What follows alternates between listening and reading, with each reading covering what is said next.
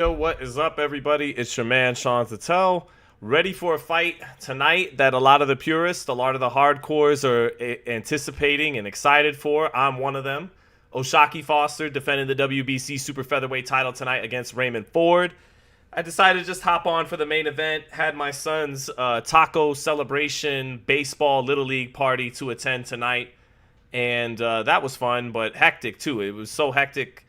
I called Michael Zach Eifert, like Zach Efron earlier today. That was a blunder, but hope you guys were able to check out my scoop on Benavidez, my quotes from Benavidez Sr., and then some intel I was able to share from non-team Benavidez sorts, let's just say very, very close to the situation. If anybody's still interested in all that, we could touch on it, but otherwise, just looking forward to this main event, man. Just want to call this main event with you guys, watch it with you guys, and see what we got. I can't really call it tonight between Raymond Ford and O'Shaquie Foster. I think Foster showed more sophistication to his skill set on tape, breaking down this fight. But I think Raymond Ford is younger, new to the weight, and in a good way, where I think he's going to fill out nicely. I think he was a little drained for Nick Ball, and that played a part in that fight, not to take anything away from Nick Ball. But I think Raymond Ford is a little sharper and a little faster. I think O'Shaquie is obviously the longer fighter, more of a reach, and I think a little bit more of a sophisticated fighter, skill set wise. But Ford's a sharper combination puncher, has a little bit of a speed advantage. He's been hunting down this fight. Foster has a better jab, longer arms, better defense, and can mix things up with a little bit more versatility, switch stances. So it's anyone's fight to win, and I'm really looking forward to it. I don't really want to call it. I just want to enjoy the fight myself and see what's up. But a taco celebration, secret dance move. They were at the restaurant here in Henderson, Nevada, called Taco y Taco, and one of my son's teammates' mothers owns the Mexican restaurant. She invited the whole baseball team down. They had their last baseball game a couple days ago. So kind of like a little celebration of the season. And my wife was taking shots of tequila with the other mothers, and everybody was having a good time. And meanwhile, I was getting all this info about Benavidez, Opataya, Bivol, Beterbiev, Noel Mikhailian, the WBC, all that. So thank you, Maria C., for being in the chat to moderate. Thank you, everybody who's showing up. Secret Dance Move, Iron Core, NJ Net, or NJ Jet. What's going on? What's up to you, too, as well? James Dickinson, all the way from Scotland. Good to see him. No Dice. What's up, No Dice? Sprained Ankle says Foster wins easy. Phil Flexen says, what's up, Sean? What's up, Phil? Secret Dance Move says, whoever you pick, Sean, I'm going to bet the opposite. Well, you'd be wrong doing that plenty of times, but a little more correct than in recent year or two than before. So we still pick a lot of fights right, but we have been picking some more wrong as well. So who do I got? I don't got anyone tonight. I'm just ready to watch the fight. So Sean with the cut. What's up, Tego? Good to see you. Let's start a poll, see who you guys got. Who wins tonight? Foster, Shock, or Savage? Get your votes in now. But yeah. You know, my first gut instinct on the fight was a slight edge to Ford. But then I watched, because of his youth, because he's been the pursuant of this fight, because of a slight hand speed advantage. But then the fact that Shock has been having to make this weight for years, and Ford is going to be new and hydrate strong as the younger man to the weight. But then as I watch tape, again, I see a little bit more from the skill set and the sophistication of O'Shaquie Foster. So certain things on tape tell me that O'Shaquie Foster is going to win, and then certain gut feelings about the fight make me feel Raymond Ford's going to win. So it's a toss-up kind of fight. The bookies have Shock Foster as a slight favorite. It's anyone's fight to win. Let's just see what it is. So, bro lost to Conceição. Well, I mean, a lot of people thought he won both fights. I thought he didn't do enough in the first fight to where he put himself in a precarious position on the scorecards. And Ford lost the ball, right? So that, and Nick Ball's a good fighter too, but you know, Brandon Figueroa knocked him out. So it's a toss-up fight. Let's just see what it is. Fantat last says, I'm gonna need Foster to go for the stoppage. He could have got that. He could have got one last fight. Once he reaches flow state, he should put his punches together and end the night early. I don't think anyone's ending the night early. I think both guys have shown durability and grit, and I don't think either guy's that kind of puncher. I don't agree with, and Maria C. bringing it up right away, the Abraham Nova interview was great. Thank you, Maria. I don't think they're as feather-fisted as Abraham Nova thought they were. Now, he did come forward against both of them, so he backed up what he said. He wasn't really worried about their power or weary of their power, but I think they're both sharp punchers that could hurt each other in this fight. And I think someone is going to get hurt in this fight, maybe both fighters. I don't think this is going to be a boring fight. I think it's going to be tactical, and then you're going to see some of that bad blood seep through in this fight. And I think you're going to see, ultimately, Ford be on the front foot a little bit more, and we'll see how Foster deals with that. I think Foster will want to keep his distance a little bit more. Hold on, I got a text here from the Boxing Biz. Just doing a show. Mind if I hit you later? All right.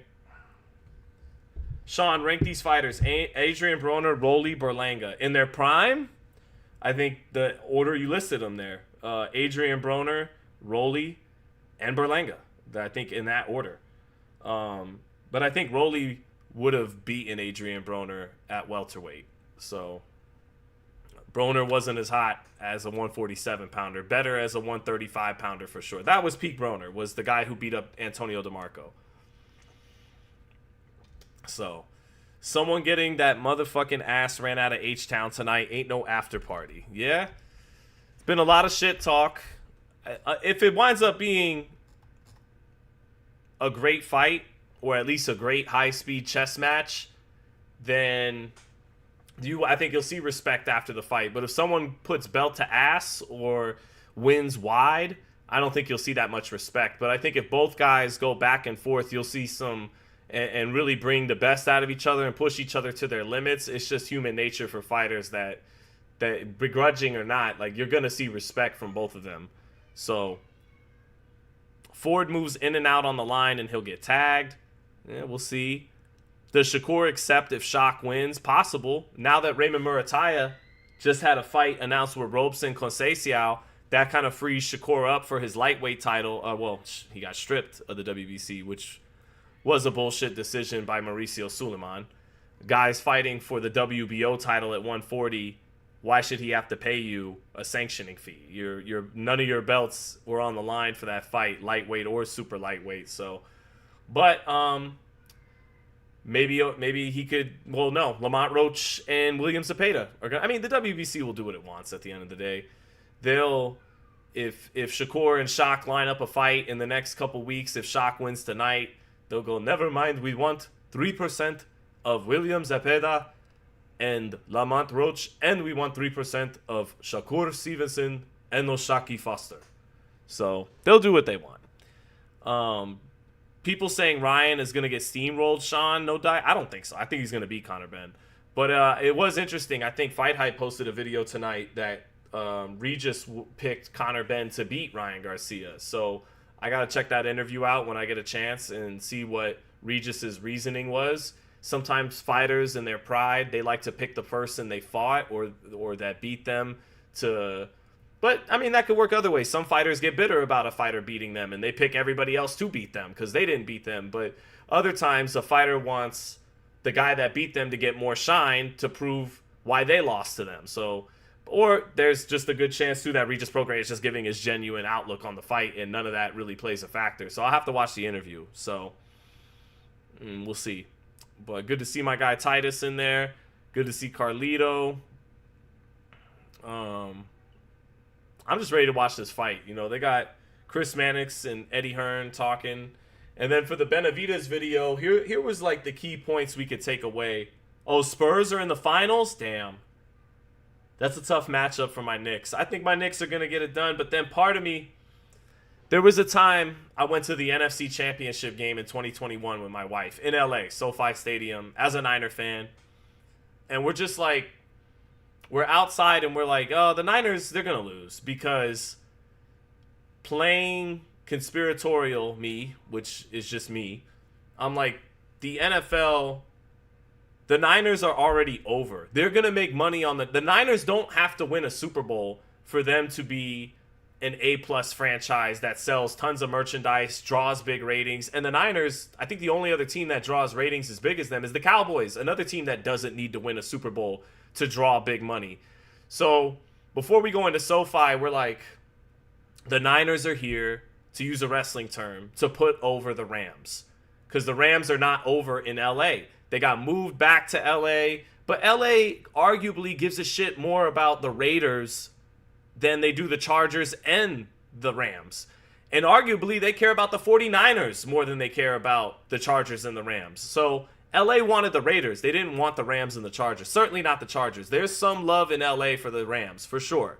There is, but more for the Raiders. And maybe even more for the Niners. So we're there outside of SoFi. I got my red jersey on. My wife has her red jersey on. And we're like, the Niners' job tonight is to get the Rams over in this new city with this super expensive stadium. So even when the Niners were up 17-7 in the fourth quarter, I was like, they're gonna blow it. They're gonna blow it. And then Jimmy G, his butt got tight, and he couldn't do shit in the fourth quarter, and they coughed up a 10-point lead. And so, anyways, to the Spurs. From that mind state, I'm like, oh, the Knicks are here to put Wembayama over, to put the guy who's going to be the face of the NBA, whether he wins this series or not, for the foreseeable future, he's going to become the face of the NBA. I'm like, the Knicks are already the Knicks. It's like the Niners. They don't have to win a championship to be an A+. They're already the most expensive franchise in the NBA. They've been I believe, the highest priced franchise in the NBA for the last 20 plus years, while not even coming close to sniffing a championship. So what better foil to push the new face of the NBA than Victor Wembanyama? So, but I hope not, man. I hope putting that aside, I just hope that the Knicks win. So go Knicks, go New York, go. Main event is up next. We're just waiting. Jameson Childress, good to see you, brother. Said, Sean, what's going on, my guy? Happy Saturday. Happy Saturday to you too, brother. This is legit crazy talk. It is a little bit. But I'm just, we got time to kill. Sean, the 49ers are the most popular team in California, not LA. Yes, sir, they are. With them and the Raiders. The Raiders have a lot of popularity too. But yeah, I would say the Niners over them a little bit. The NBA game isn't even over? Well, let me check. Nah, you wrong. The Knicks need a ring. I want them to win a ring. Shit. I'm going to be watching that whole series, every game. Oh, it's over. The Spurs are up 8 with 4 seconds. Yeah, they won. Damn, the Spurs are going to the final. Wembayama is that guy, man. But let's see who the guy is tonight for the WBC Super Featherweight title. I'm just waiting now. Anyways, for the Benavidez, the main takeaways were Jose Benavidez says he sent a text to both Turki Al-Sheikh, Dana White, and to Mick Francis, Jai Opetaya's manager. None of them returned him for a few weeks because Jose says he got at them pretty much immediately, shortly thereafter the Zurdo Ramirez fight. None of them responded to him. So then I talked to a few people who are not a part of Team Benavidez who are very close to the situation, and they tell me the reason why that Jose didn't get any responses back is because they were instructed by David Benavidez after a meeting that kind of fell apart after the first Better Be a Bivol fight between Jose Sr. and Turkey, that he isn't the guy to talk to when it comes to conducting business for David Benavidez, that Louis DeCubas is. And so then I said, well, did Opetaya's team reach out to Louis DeCubas then? And there was no yes to that. And the reason why is going all the way back to January 31st, I think it was, the first Zuffa show, if not February 15th or 14th, the second Zuffa show, Charles Martin and Ife Ajagba, Noel Michaelian and Jai Opetaya had a face-off at the Apex Center. And so they've been circling that fight for a while, knowing that's the fight that's going to be next. So no, Team Benavidez never got an offer or anything from from Team Opataya. There was no real concrete discussions between those teams for making a fight happen. Once the WBC mandated David Benavidez for Noel Michelian's title, that's when Jose Benavidez had a talk on the phone yesterday with Mick Francis, the head of Jai Opataya's team. And Jai Opataya's team, or manager Mick Francis, trying to hash out a timeline for when the two of them can fight. Jose Benavidez was kind of non-committal on that, apparently, from the other parties I'm talking to. And but the point being that they never received a response from them to Jose Benavidez Sr., who reiterates, I am David's manager. Even if you're going to talk with Louis DeCubas, I have to sign off and finalize any fight for David. So what I'm getting at is there's a lot of talk of Benavidez ducking Opataya, and some people saying, well, Opataya signed with Zuffa, so therefore he's taken himself out of the equation for Undisputed and fighting a Benavidez. When the reality is Opataya has had a fight lined up with Noel Michelian for months now, and a couple weeks ago, very shortly after Benavidez beat Zurdo, that fight was already being reported by mainstream outlets. So nobody, and both sides seem to agree that nobody's ducking anybody on both sides. It's just that's what's going on now. And Jose Benavidez Sr. says the reason why he petitioned the WBC for Noel Michelian's title is because he believes that Bivol is not going to defend his light heavyweight titles against David Benavidez, which is Benavidez' first option. The second option is Arthur Beterbiev. But the problem with that is Bivol and Beterbiev are likely to have a trilogy next, and I don't hear that from Jose Benavidez. I hear that from the other side. And what I hear from that side is that the Russian boxing organizations are going to fund perhaps about $20 million apiece to Beterbiev and Bivol to have their trilogy, which is ultimately going to be more money than PBC could offer a fight in the United States for Bivol and Benavidez. So Bivol and his team will look to take the bigger payday against Beterbiev, which would be a fight in Russia, apparently, that wouldn't involve Turki Al-Sheikh. It would be funded by the Russians. So if Jai Opataya has already had a fight lined up for months with Noel Michelian, and Beterbiev and Bivol are headed towards their trilogy, then the best option Jose Benavidez Sr. feels they could do is go ahead and try to get a mandatory position with the WBC, which is now putting Noel Michelian in a bind where he's going to have to choose between defending his title against Benavidez for what would be less money, or taking the bigger payday because it's subsidized by Turkey to fight Opataya in a lineal cruiserweight title fight on a ring show.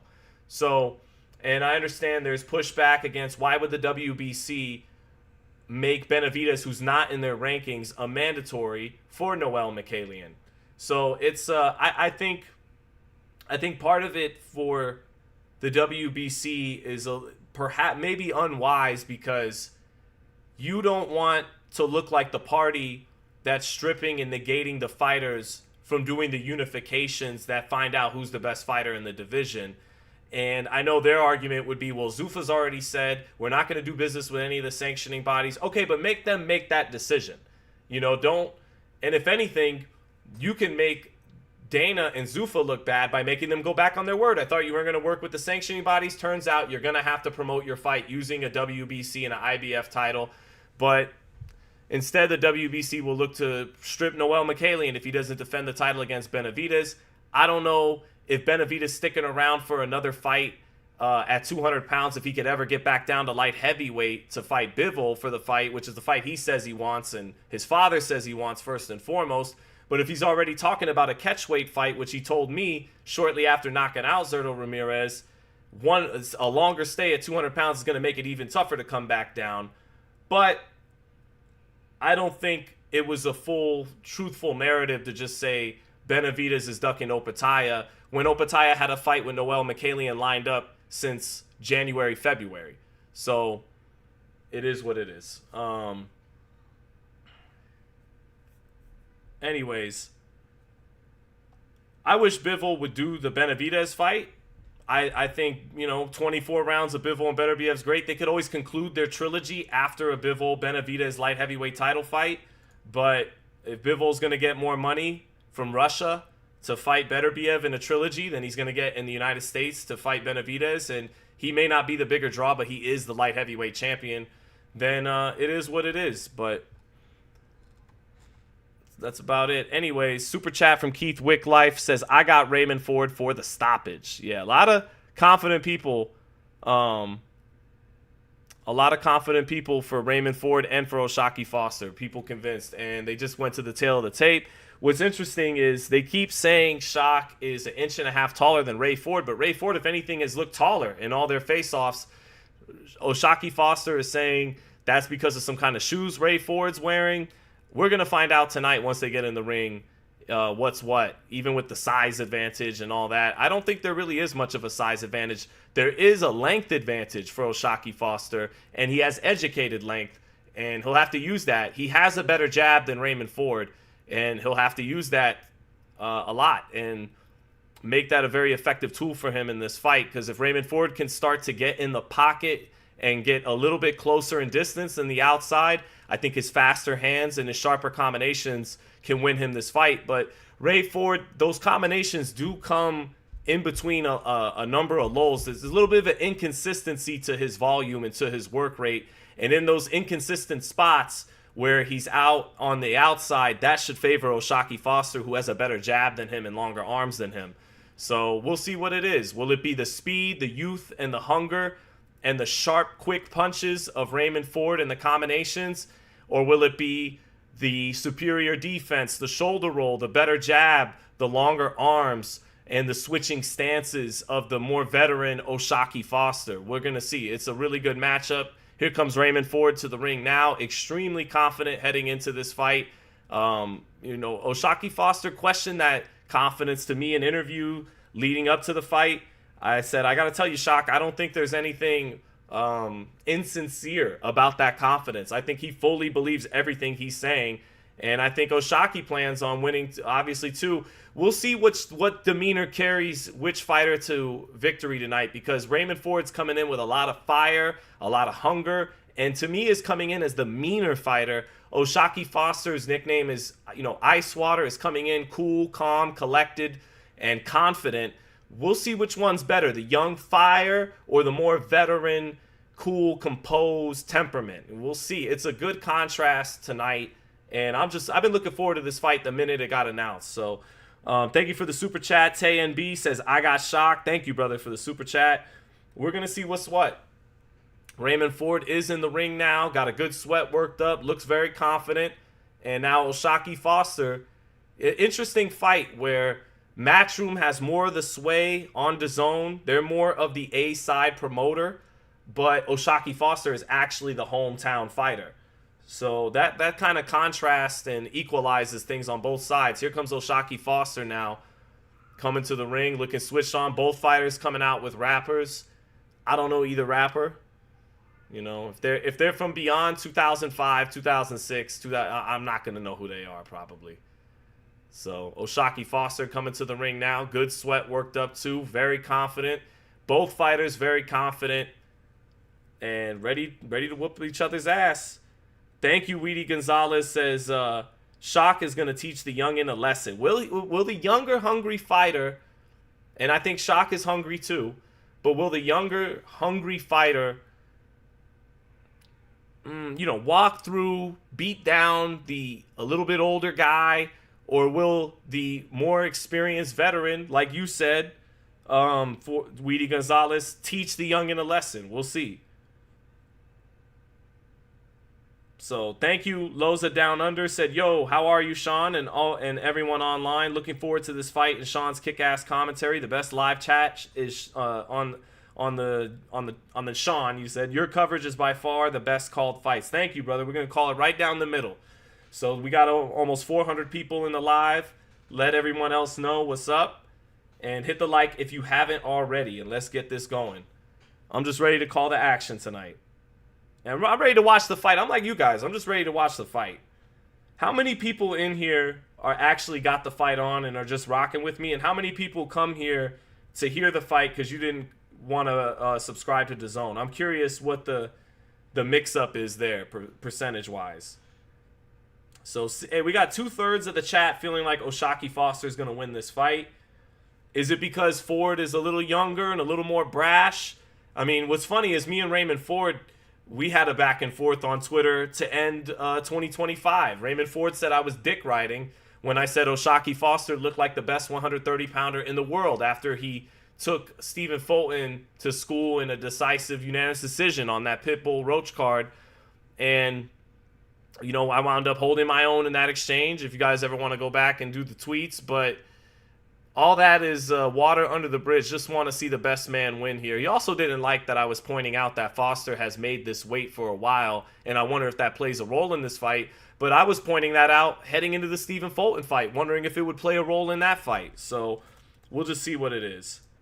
I'm here because your commentary is better than live commentary. Well, thank you, Joe. Good Left Hook says, I didn't want to subscribe to DAZN. Freshport said, who's the better boxer and who's the better puncher? I think it's close, man. We're going to find out. I think Ford is the kind of guy, only 8 knockouts and 18 wins, but he got a knockout in his first title fight. So he rose to the occasion against higher level opposition. Klomatov was on paper the bigger puncher than Ford, and I think is the heavier handed puncher than Ford, but Ford stopped him. And he's one of those guys where the speed and the sharpness is the power. It stings. And if he continues to sustain it over 12 rounds consistently and is effective, he can get you out of there. He showed that against Klomatov. He hurt Nick Ball in their fight. So I think they both have shown flashes of power, even though they're not punchers. And I think Ford has the more aggressive temperament. But Foster has been behind on the cards against Nova and Rocky Hernandez and dropped them and stepped it up late. Both guys have had late round rallies to either hold on to their title or to win a title, but they're both more boxers by nature. But Ford, he likes to come forward sometimes in a more traditional high guard and just step to you. Foster will sit in the pocket and bang it out if he needs to, but his first modus operandi is to fight long and to outbox you.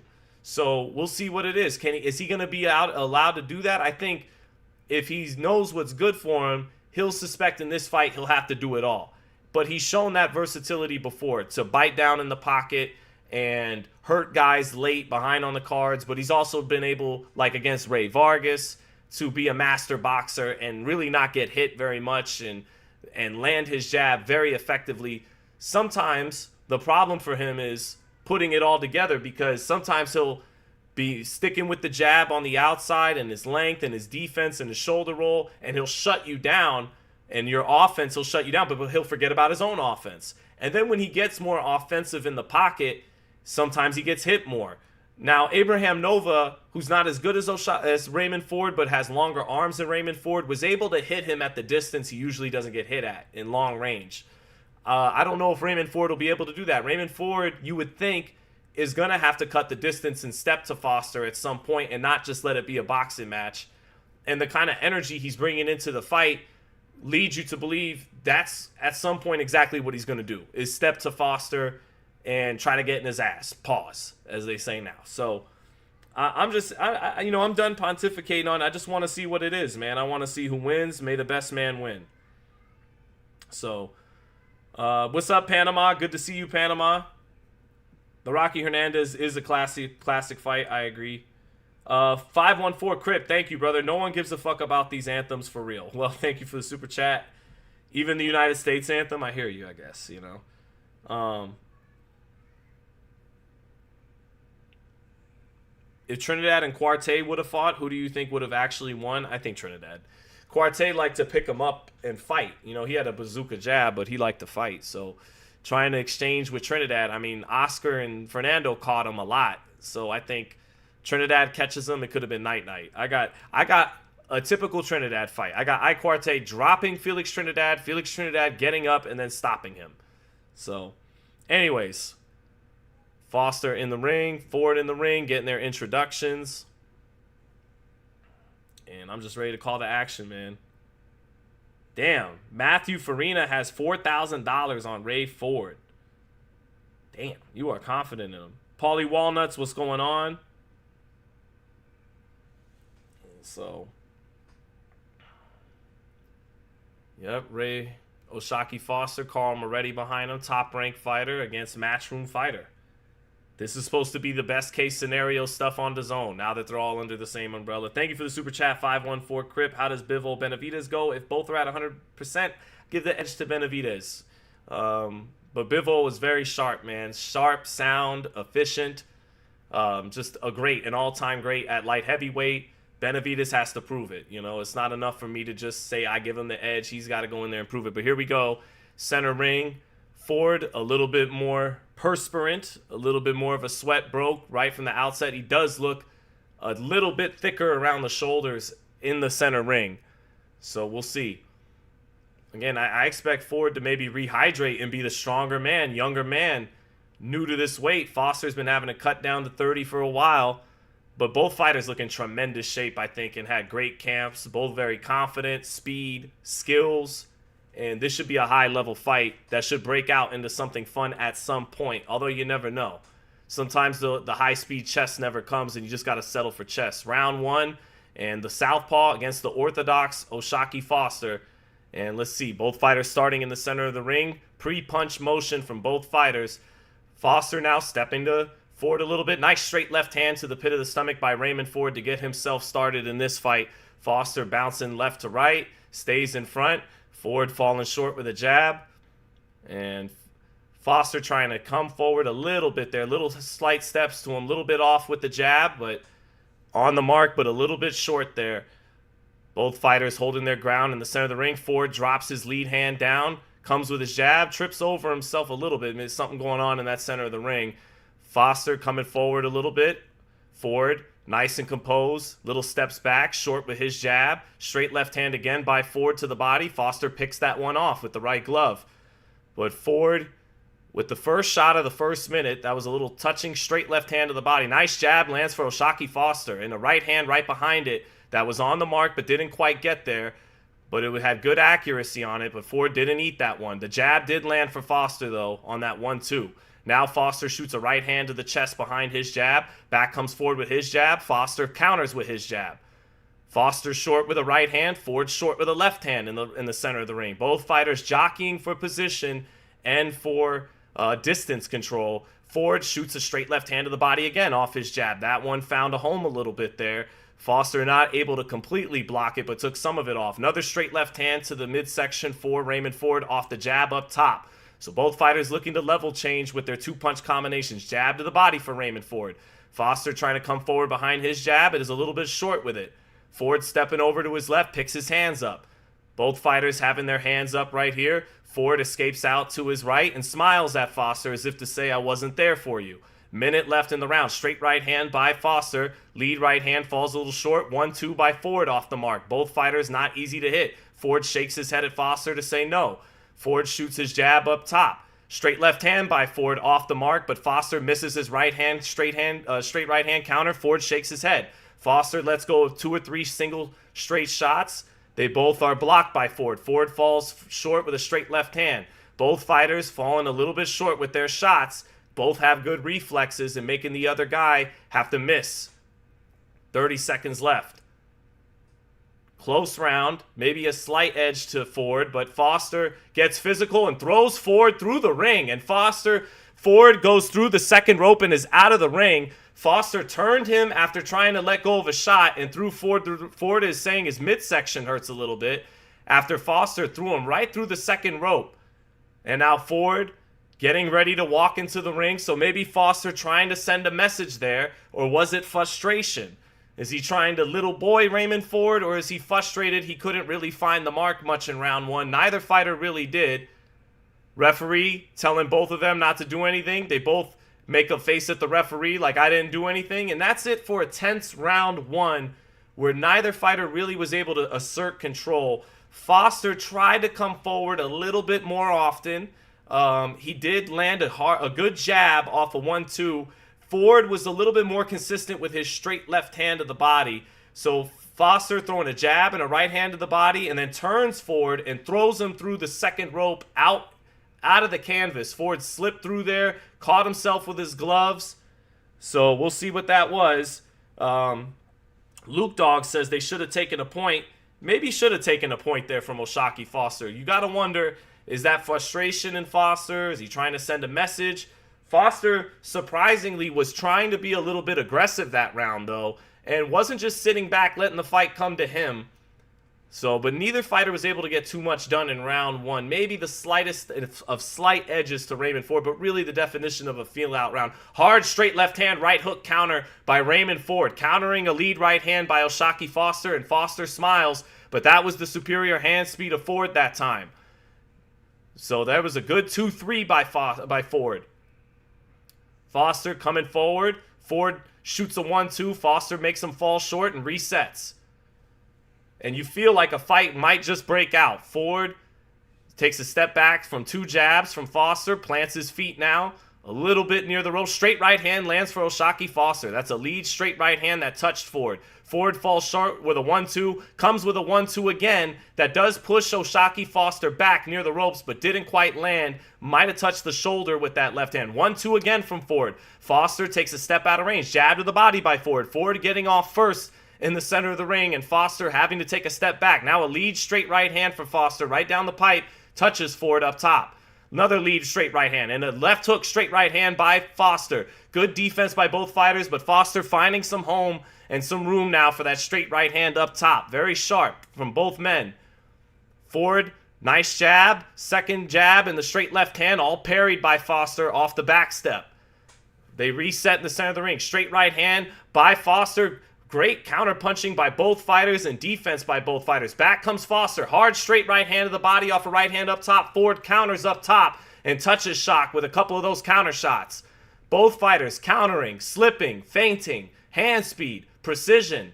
Even when they're missing and off the mark, it's sharp, straight line shots from both fighters. Straight right hand to the body by O'Shaquie Foster. Sweeping left hand by Ford, misses. He follows up with a jab to try to keep pressing an advantage. Jab lands for Ford, straight left hand to the body, parried by Foster. Ford getting off maybe a little bit more here on the outside. Jab again for Ford, straight left hand to the body, but Foster making a miss on those. There's a little bit of a low right hook to the body by Ford in between Foster's punches. Ref didn't see it. Nice shot though. Now a jab lands for Foster. Accurate jab up top. Ford is cornered for a minute here, and they bump heads, southpaw and orthodox. Foster winces at that. Referee keeps them apart for a second, and now they readjust and get back to it in the center of the ring. Ford gets his jab parried. Ford goes to the shoulder roll in the center of the ring now. Throws a jab, straight left hand to the body, follows it up with a jab to the body. Those first 2 shots missed, but the jab to the body found a home. Foster coming forward a little bit here. There's a nice 2-1 by Ford. Led with the left hand, finished with the jab. Found a home on Foster. Even as Foster pulled out, some of that found a home on Foster's head. And that does it. I gave that round to Ford. Foster got some good work done too. Landed a jab here and there. Landed a straight right hand here and there. But I think Ford's speed and how sharp he is up the center is letting him get off. He's not really landing a lot. Both fighters aren't landing a lot. But I think Ford is just a touch sharper earlier. I got Ford ahead 20-18, but it's not like there's a lot to choose from early on. It's nip and tuck.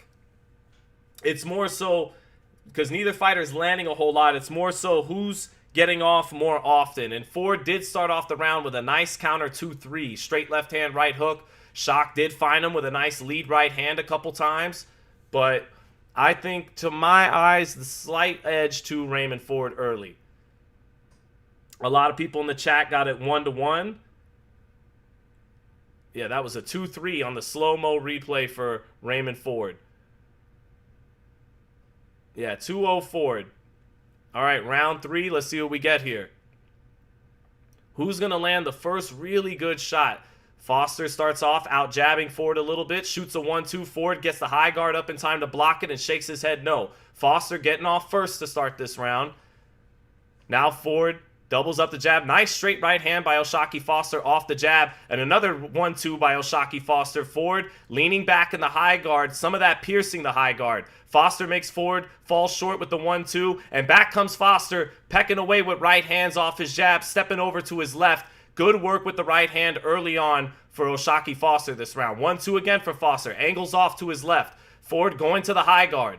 Foster trying to manipulate that high guard a little bit and pierce it with a right hand. Right hand to the body by Foster, and again, takes an angle to the left, trying to get to the weak side of the southpaw. Or to the strong side. You know, get the lead foot positioning to the outside of Ford's right foot. Ford in the high guard right now, and Foster kind of taking advantage of that. Taking steps back, taking steps to the left. Ford a little off balance, taking a step forward that time. Shoots a jab to the body. Good first minute there for Oshaki Foster. I think his most effective minute in the fight so far. Foster, again, getting off a double jab. Sweeping right hand. It's blocked by Ford, but he exits out to the outside of that lead foot of Ford. Straight right hand for Foster. Gets blocked. And Ford follows up with a hard straight left hand. And Foster smiles, but that was an effective straight left hand counter by Raymond Ford off the parry and parry and straight left hand. So now Ford looking to get more offensive after that. Ford in the high guard. Foster picks him up a little bit too. 2-1 by Foster. Nice 2-1 by Foster. Right hand block, but the jab lands. Then he stabs the body with his own jab.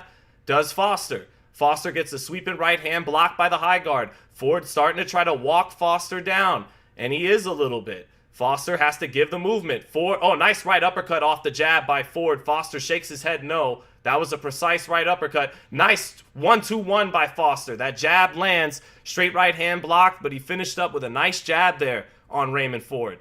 Straight right hand by Foster. Exits out to his left again on that angle to his left on the outside of the lead foot of Ford.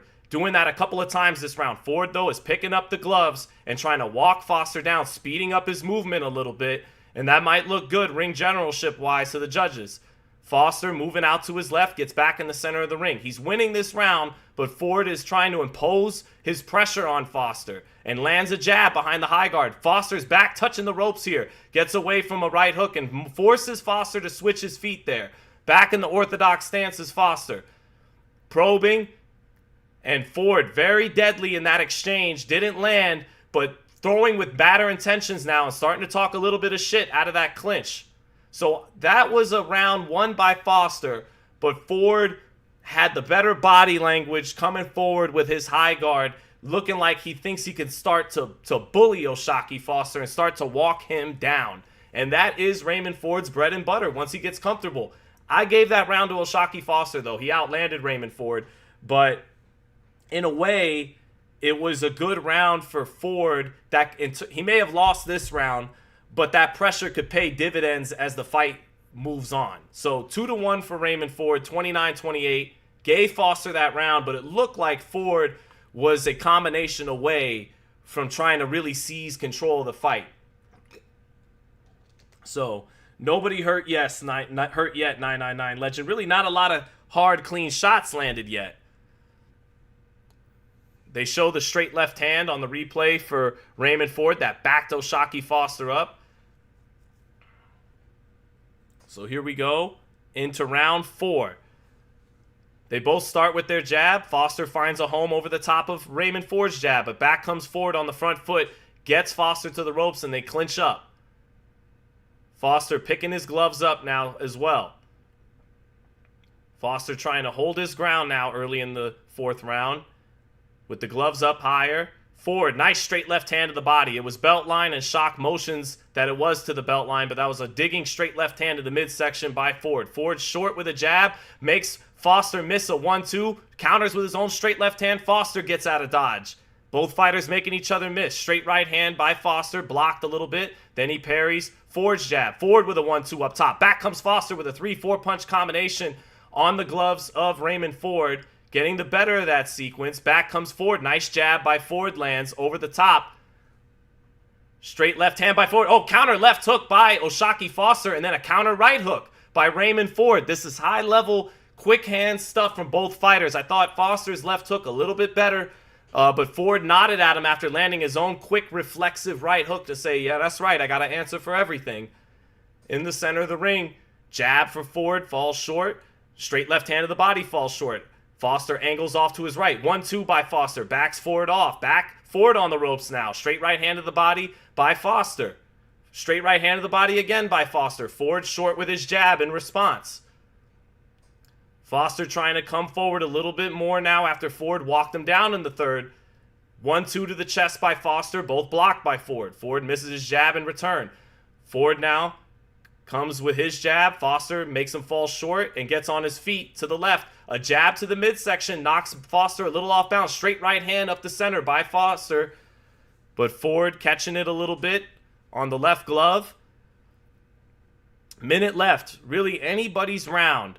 Straight right hand counter by Roshaki Foster. Made Ford miss with the right hand. Dipped his head to his own right and landed a straight right hand. That time, Ford knocks Foster's head up with a jab. Foster may have landed the straight right hand in the exchange, but his head went up from that jab by Ford, so that's the better punch in the exchange. Double jab by Ford. Foster steps out of range, stays in range after that. Straight left hand by Ford. Foster has to exit out to his left again, back to the center of the ring. 30 seconds left. Nice right hook. Straight left hand by Raymond Ford, and those are the kind of punches that'll give him this round. Over the top. Foster tried to pull out of range, but ate that right hook on the top of his head and a straight left hand. Nice straight left hand to the body by Ford in the center of the ring. This is now a Ford round after that. That was the kind of punch one of these guys needed to land for separation. So Ford knows he's got the round one. Digs with a right hook to the body and is making Foster miss his counter shots there. That does it for round 4. 39-37 Raymond Ford. That was another scratch and sniff round. Not easy for either guy to land a good shot, and Ford came up with the two-piece over the top. It was a right hook to the top of the head, straight left hand down the center to follow it up. And that's 39-37 Raymond Ford right now. So, could I see 2-2? Yeah, I could, but I got it. I could see 38-38, but I got 39-37 Ford. Close rounds, yeah. That round was a Ford round, though. He was able to touch him over the top when there wasn't a lot to pick from. So maybe something to take away here. Both fighters got good counterpunching, good defense.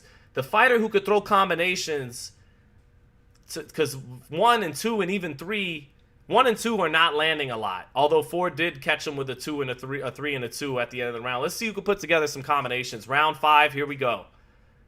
Ford getting off first. Double jab, straight left hand, all blocked by Foster. But in a fight like this, whoever could get off more will probably win the fight. Good jab to the body by Ford. Even if neither guy's landing a whole lot, well then who can get off more often? Straight right hand by Foster. Oh, a nice combination by Foster that time. Mixes up the punch selection with a 1-2, another 1-2, 1-2 left hook. But Ford smiles as he's catching a lot of that on the gloves, but that's good activity by Foster. Nice right uppercut by Foster. Freezing the high guard for a minute there off a 1-2. Another 1-2, 1-2 up top for Foster. Foster having a good first 40 seconds, but you get the sense Ford is comfortable catching those shots with his defense and then waiting for his turn, and that's exactly what he does. He gets on the inside and muscles Foster a little bit with some inside punches in the clinch. Foster now tries to sweep the right hand and then bring the right uppercut behind it. Ford catching it very well on the high guard. Ford conserving himself for his own spurts. Straight right hand to the body by Foster. Ford tries to counter with the left hand over the top. Straight right hand by Foster at long range, but Ford is coiling himself. And then as soon as Foster tries to smother him after getting a right hand block, Ford is out punching him in the clinch with short little left hands. Back in the center of the ring. 1-2, 1-2 for Foster, but he took something off of those shots and Ford blocks them. Ford stepping forward now. Shoots that jab. Another combination by Foster. Ford misses his right hook, catch and shoot. But he's catching. Double jab, straight left hand by Ford. Foster makes him fall short, but Ford on the front foot. High guard. Counter little left hand by Ford. Little sweeping shot in between Foster's 1-2 that did find Foster. Foster smiled. Wasn't a lot of power on that shot. Power jab by Ford finds a home, but he misses the straight left hand. Foster makes him fall short with that, and then Foster follows up with a straight right hand to the body. Ford on the front foot. And another little combination by Foster. Foster trying to mix in some uppercuts and some left hooks, some threes and some fours, but Ford is catching everything for the most part, but Foster is outworking him a little bit this round. This is an important round for Foster to not get caught in these last 40 seconds again, or else this fight starts to get away from him. He needs to close this round. And if nothing else, keep firing those combinations he was firing in this round. There's a 1-2 by Foster, both miss. Ford shakes his head off the dip. Double jab by Ford. Gets Foster on the ropes. Misses with a sweeping left hand. Foster has to clinch to reset in the center of the ring. You wonder if little things like that affect the scoring. Straight right hand does land for Foster. Not a lot of power. Ford tried to load up on the lead hand in that exchange and fell short. 10 seconds left. Ford didn't work a lot that round. Lands a jab in the last 8 seconds, does Ford. Drops his lead hand down. Taking a little bit of a heavy breath. And that does it for round 5. I think Foster won that round, but kind of like the third round, it's not an impressive round. A lot of his offense is blocked. Ford doesn't look perturbed or bothered by anything coming his way. He's walking him down a little bit, making him speed up, making him have to throw get-off-me punches a little bit. But Foster outworked him that round. I got it 48-47 Raymond Ford. So not by any means a great action fight, but a tense fight. And not like there's a low volume. Guys are letting their hands go, but they just can't find each other a lot. The slow-mo by DAZN shows a landed 2-1 for Ford. Yeah, that was a right hand over the top. So again, that's even a round Ford might have won because he muscled Shock a few times in the clinches with his left hand. But that was a close round. It's a close fight. I got Ford ahead right now, though, by a point. And it's even conceivable some of the judges would have gave Ford that last round. Foster, even though it's a tight fight on my card, I still feel like he needs to land something here. His shots are not landing clean. Ford's are landing a little cleaner. Now the nice jab lands for Foster. Foster keeping it long, getting off first at long range. 1-2s and 1-2s against Ford. Another 1-2 by Foster. Getting off first, trying to pick up his volume. And Ford, again, on the inside, hits him with a short little right hook in the clinches. Foster ties up. And Ford, again, with a little short... Ford with better work in the clinch once Foster ties him up. 1-2 by Ford, falls a little short. Double jab, nice combination by Oshaki Foster. Probing up top and then sticking in a right hand to the body of Raymond Ford. Ford is a little bit the sweatier guy. Maybe that's a sign of a little bit more fatigue than Oshaki Foster. Ford falls short with a 1-2. Back comes Foster with a 1-2. Leans on top of Ford's head. Referee breaks him up. Tense first minute of the 6th. Ford loses the battle of the jab a little bit that time. Tries to step in behind his jab. Foster using that length. A little step back. Touches him with his jab over the top. Ford short with a jab to the body. Foster trying to gain some momentum here. 1-2 by Foster. That right hand did follow Ford on his way, on his step out that time. And these are the lows for Raymond Ford that allow Shocky Foster to kind of get a little bit of an edge in there and pile up a little bit more on the outside. There was a good straight left hand to the body a second ago by Ray Ford, though, and a jab right after that in the center of the ring. Ford showing a little bit more fatigue than Foster. Those hands are dropping. Both hands down. Foster trying to throw a little check long left hook, but not a lot of power on it after Ford reaches with his jab. Ford with both hands at his side here. 1-2 by Ford. Both missed off the mark. Another jab by Ford. Foster has to work here, though, and let go of some of those combinations that he was doing in the last round and a half. Ford is taking some breaths, getting a little nice jab lands for Ford. Foster is not letting his punches go in the last 20 or 30 seconds. Maybe letting an opportunity slip. Now Ford is on the ropes. Foster lets a 1-2 go. Ford fends him off with a counter left hand. Again, Ford both hands down. Shoots a jab from his hip. Foster, though, not letting his hands go. This is a moment in the fight that could cost him later. There's a counter right hand by Foster. A nice, sharp, straight right hand by Foster as Ford tried to lead with his left hand from his waist. Foster countered him with a right hand. Foster seems to be trying to just let Ford tire himself out a little bit, but straight right hand by Foster, but it gets blocked by Ford, and Ford holds up the left glove to say, I blocked it. This is a close round. Ford showing signs of fatigue here in the 6th round. A lot of sweating, both hands low, and Foster talking trash at the end of the round like he thinks an advantage is coming from better conditioning, but he really didn't do enough down the stretch of that round. That's a tight swing round. I don't know. I could 58, 56, 4. I think Shock might have let that round go, and that's what cost him in the ropes and Conceição fight. So it's either 3-3 after 6 or 58, 56 Ford, I don't know if the judges will award Foster a round where he didn't throw a lot in the last minute 20 seconds. So either 58-56 or 3 rounds apiece. I think if anyone's more likely to have that 4-2 advantage through 6, it's Raymond Ford. Ford is showing more signs of fatigue, though. But again, I don't think Foster took advantage of that down the stretch of the 6th round. We got about 650 people here. That is awesome. Please hit the like if you haven't already. And if Foster feels he has a conditioning advantage, he needs to step on the gas more consistently now. Here we are in the 7th. Ford, again, lead hand low. Straight left hand to the body by Ford to start there. Jab by Foster, backs Ford up. Now Ford is near the ropes, but he moves out to his right well. Now he's near the ropes again. Short jab by Foster.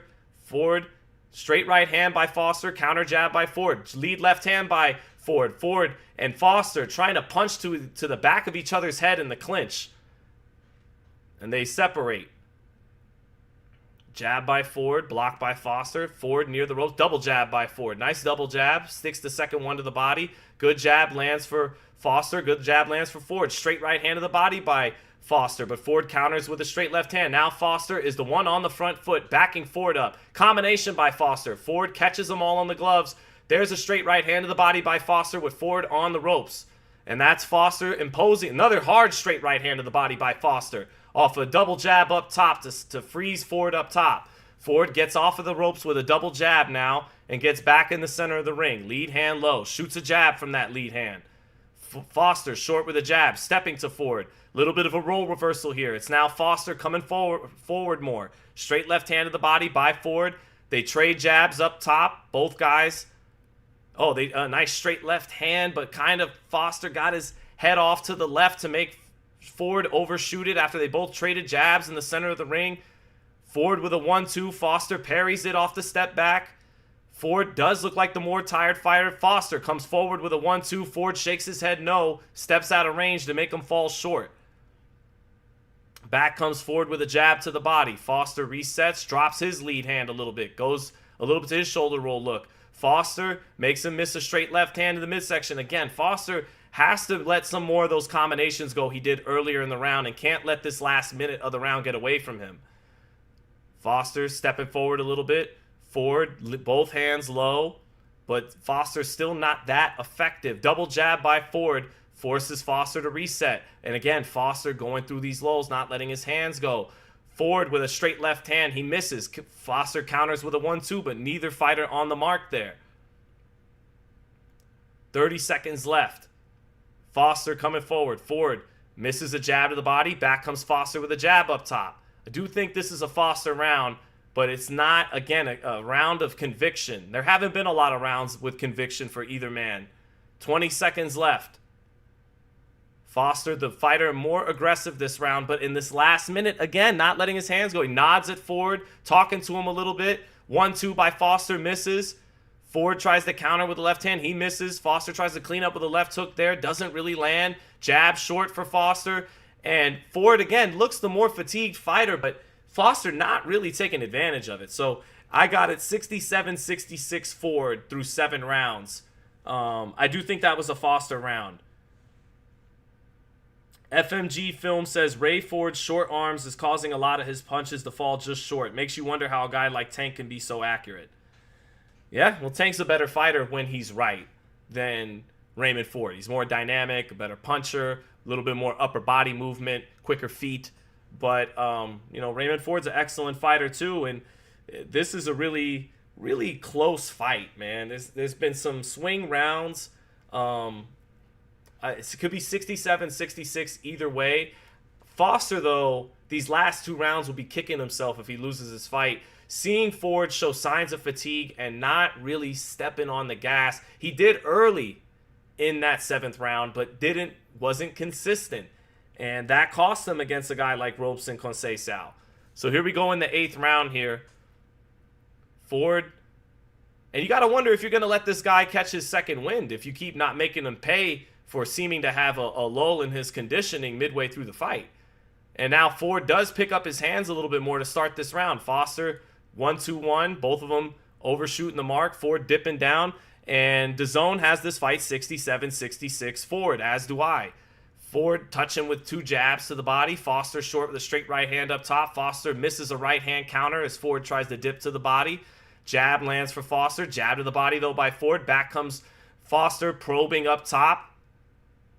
Straight left hand lands for Ford that time. And a jab, but that hard combination there by Oshaki Foster. Digs a sweeping right hand to the body hard after throwing some punches with conviction. Nice counter left hand by Ford, though. Little catch and counter. Now Foster makes him miss a jab and a sweeping left hand and counters him with a long jab that lands on Ford. Ford back on his jab. 2 jabs in the center of the ring. Foster picking his gloves up, coming forward. Blocks a straight left hand to the body by Ford. Throws a jab, sweeping right hand up top. Ford blocks him. Foster blocks a jab, lands a jab, steps out. Ford gets his jab blocked. Foster lands his jab a little bit, but Ford pulls the steam off of it. 1-2-1 by Foster. Good sequence there for him. Ford only able to come back with a jab. Foster picking it up a little bit. Sweeping right hand by Foster, but good defense by Ford. He rolls the shoulder on it. Foster, though, touches with a straight right hand up top. Foster getting off a little bit more midway through the 8th. Ford, lead hand low, holding his ground, jumps in with a right hook. Foster makes him miss that and touches him a little bit over the top with not so much a left hook, just a touching shot as a counter to that lead right hook by Raymond Ford. A little bit sloppy there by Ford. Nice jab, uppercut by Foster, but they're both blocked by Ford. But again, this is becoming just a fight of who can get off more, who can control the ring a little bit more. And right now, that's Foster in the 8th. Another jab and an exit out to his left for Foster. That jab landed. Foster, lead hand low, looks comfortable, looks the more conditioned fighter. Ford looks like he's fighting through some fatigue. Foster shoots the jab at long range. Foster, a little bit of herky-jerky motion up top, winds his right hand up, trying to show he's in control, but a straight left hand lead from Ford backs him off. Another straight left hand from Ford knocks Foster off balance, and Foster shakes his head, opens his eyes up, but that doesn't look good to the judge that's facing his back. 10 seconds left, another close round. Ford trying to counter with a hard, sharp right hook in between Foster's punches. Foster makes a miss and then gets to some showboating, drops both hands, opens his mouth up like Shakur Stevenson does. That'll do it for the 8th, and I thought Foster got the better work done, but he's cutting these rounds extremely close, and Ford, like for example, 15 seconds left, a left hand, sweeping left hand from Ford lands on the shoulder of Foster and knocks him a little off balance. It didn't land, but there's a judge right to Foster's back. From his angle, it looked like it might have landed and knocked Foster back. So that's a close round. There's a lot of close rounds. I got it even though. I got it even here at 4 rounds apiece, and I agree that Ford is the more gassed fighter, but I don't see Foster really taking advantage of it that much. So there's not a lot of separation between both guys. So we'll see what's up. Yeah, this is definitely going the distance. Can someone make a real decisive moment happen in this fight, or will this fight just be nip and tuck and not that great of a fight? Not that good of a fight. Because so far through 8 rounds, there's been no explosive moments in this fight. There's been a good level of skill, good little chess match, but not action, not true high-speed chess. True high-speed chess to me is exciting moments mixed with high-level boxing, and we haven't had the exciting moments. We've had high-level boxing, but not exciting moments. So 30 seconds into the 9th, best shot so far, straight right hand to the body by Foster. Foster backed up onto the ropes, but countering Ford with a left hook pretty well right there. Ford reaching with some shots. There's a 2-3 by Ford. Foster catching him on the gloves, but that's good getting off. Back comes Foster with a sweeping right hand, blocked by Ford. Straight right hand to the body lands for Foster. Ford trying to punch to the back of his head in the clinch, and Foster kind of bullies him to the ropes.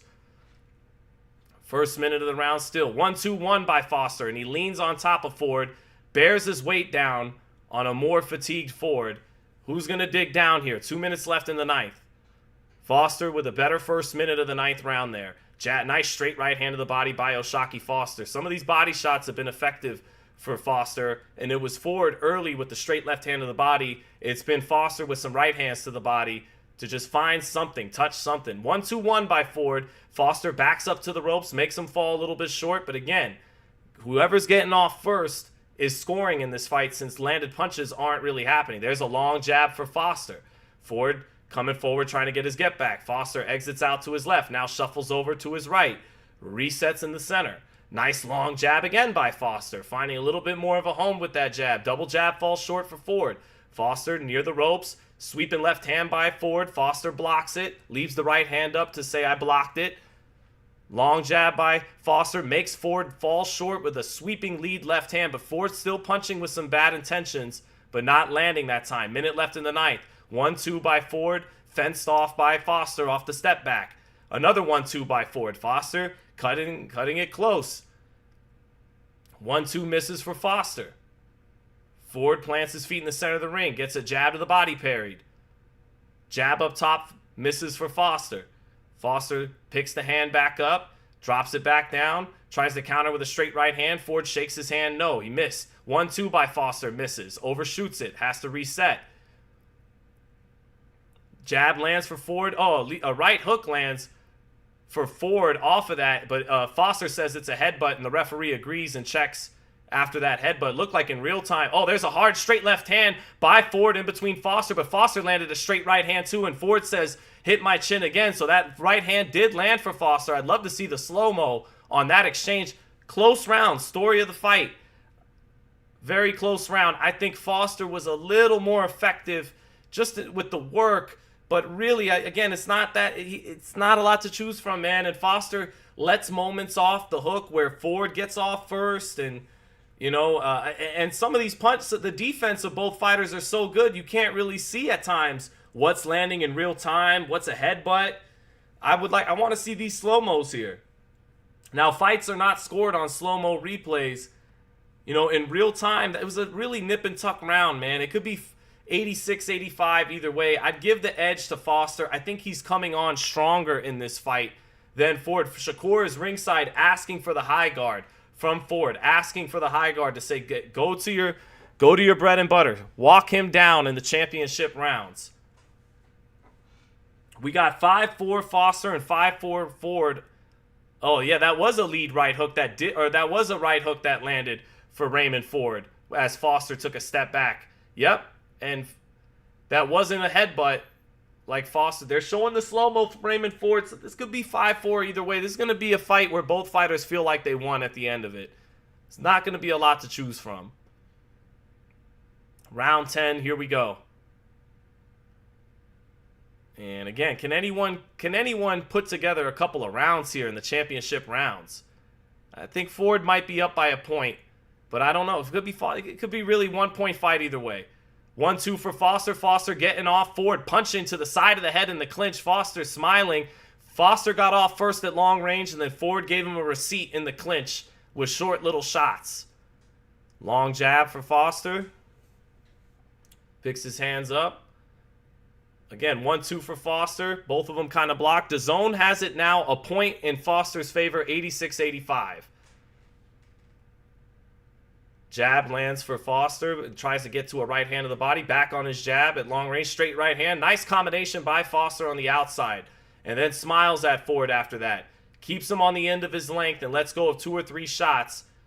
Ford had to play defense there. Some of it found a home. Now Ford gets Foster to the ropes. Foster ties him up right away. Makes him miss a couple of shots. Foster a little tired now too. Ford going to the high guard now, like Shakur Stevenson asked. Foster near the ropes. Makes him miss a right hook. Gets back in the center of the ring. Ford trying to flurry to the body in the clinch. Foster strong though. Ties those arms up. Can't really throw. Ford, right uppercut, misses. Combination by Foster against the ropes. Good combination by Foster against the ropes. Check left hook for Foster. Slides off the ropes. Foster getting a little bit better work here done, despite Ford's aggression. Ford getting Foster to the ropes repeatedly, but not effective. Minute left in the round. Oh, nice right hook to the body by Raymond Ford. And then gets Foster on the ropes after that and tries to punch him in the clinch with that left hand. That was a nice right hook to the body a moment ago by Raymond Ford. Ford applying the pressure. Another right hook to the body by Raymond Ford. Back comes Foster with a 3-punch combination, finishing with an uppercut, but Ford burrows him into the ropes again, puts his head in his chest. Foster has to tie up. Foster getting a combination blocked and a nice 2-piece by Raymond Ford, and then he puts his weight down on Foster against the ropes. Foster's going to have to hold his feet there. This is turning into a Ford round because he's imposing his aggression on Foster. Foster's combinations off the ropes are being blocked by Ford. Ford biting down on the front foot here. Now it's time to fight.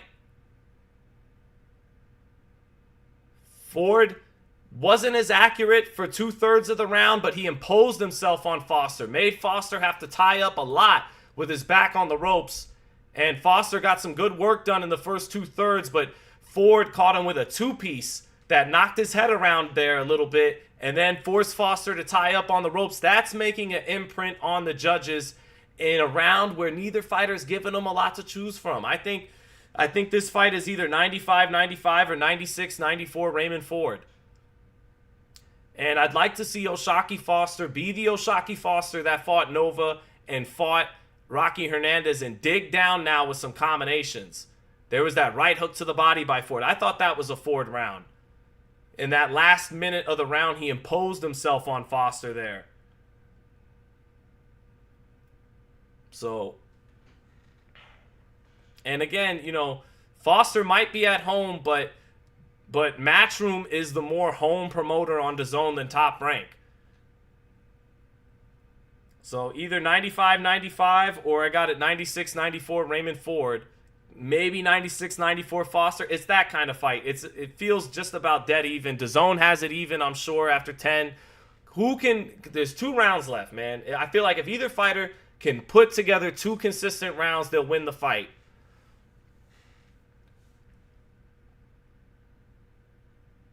Ford, shorter shots on the inside.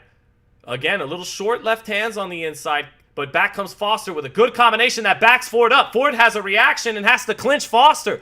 That right uppercut landed on Ford and got a reaction out of him, out of his legs. Ford looked a little buckled there. He still looks a little uneven on his legs. Foster found the right uppercut off the combination, found it through the high guard of Ford. Here comes Foster now, coming forward. 1-2s through the center, touching, trying to set something up. Hard right hand by Foster, knocks Ford back, even though Ford blocked it. Combination by Foster. Sharp jab, sharp right hand by Foster down the center. Now Foster is punching with more conviction here on his combinations, coming forward. Very good first minute of the 11th for the champion. 2 minutes, minute 50 left in the round. Foster with a very strong first minute of this round.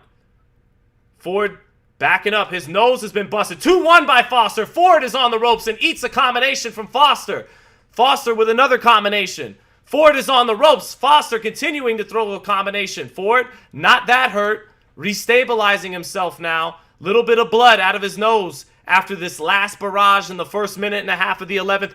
Best moment of the fight for either fighter so far. Minute 18 left. Foster keeping Ford on the ropes. Trying to impose his combinations on him. Ford's still on the ropes with a high guard. Foster, though, being forced to fight honest. Lead right hook by Ford falls short. Keeping Foster honest. Has regained himself now. Ford trying to catch and shoot with the left hand, but Foster outworking him. Nice left hook lands for Foster off the combinations. Got around that high guard a little bit. Punching in combination. Foster's back is near the ropes now. Lead right hook to the body lands for Ford on the belt line. Foster, hard right hand to the body. Angles off to his left to make Ford miss his response. Big round for O'Shaquie Foster. Best round of the fight. Ford gets Foster to the ropes, but Foster, good shoulder roll, catching those short left uppercuts, though, in the clinch for Ford. Foster smiles at that. Ford getting a little measure of get back there, but this is a big Foster round. Comparing it to all the other rounds in this fight, this is the best round either fighter's had. Who's got the clutch gene? Does Ford have an answer in the 12th? This is going to be a Foster 11th round. But they're all just 10-9 rounds, so it's not like this round can make up for some close ones that have swung Ford's way, but that was the best round of the fight. Foster came up big that round. If he has another round like that in him in the 12th, he will hold on to his title, I think. But if he has another bullshit round where both fighters aren't doing a lot, he may come up crying that he got robbed tonight. So if he really wants to keep his world title, he needs to let it go here in this 12th round. It is anyone's fight. Foster has had the better second half of the fight overall, but it hasn't been convincing enough, and he gave away some of those early rounds. He needs another round like that.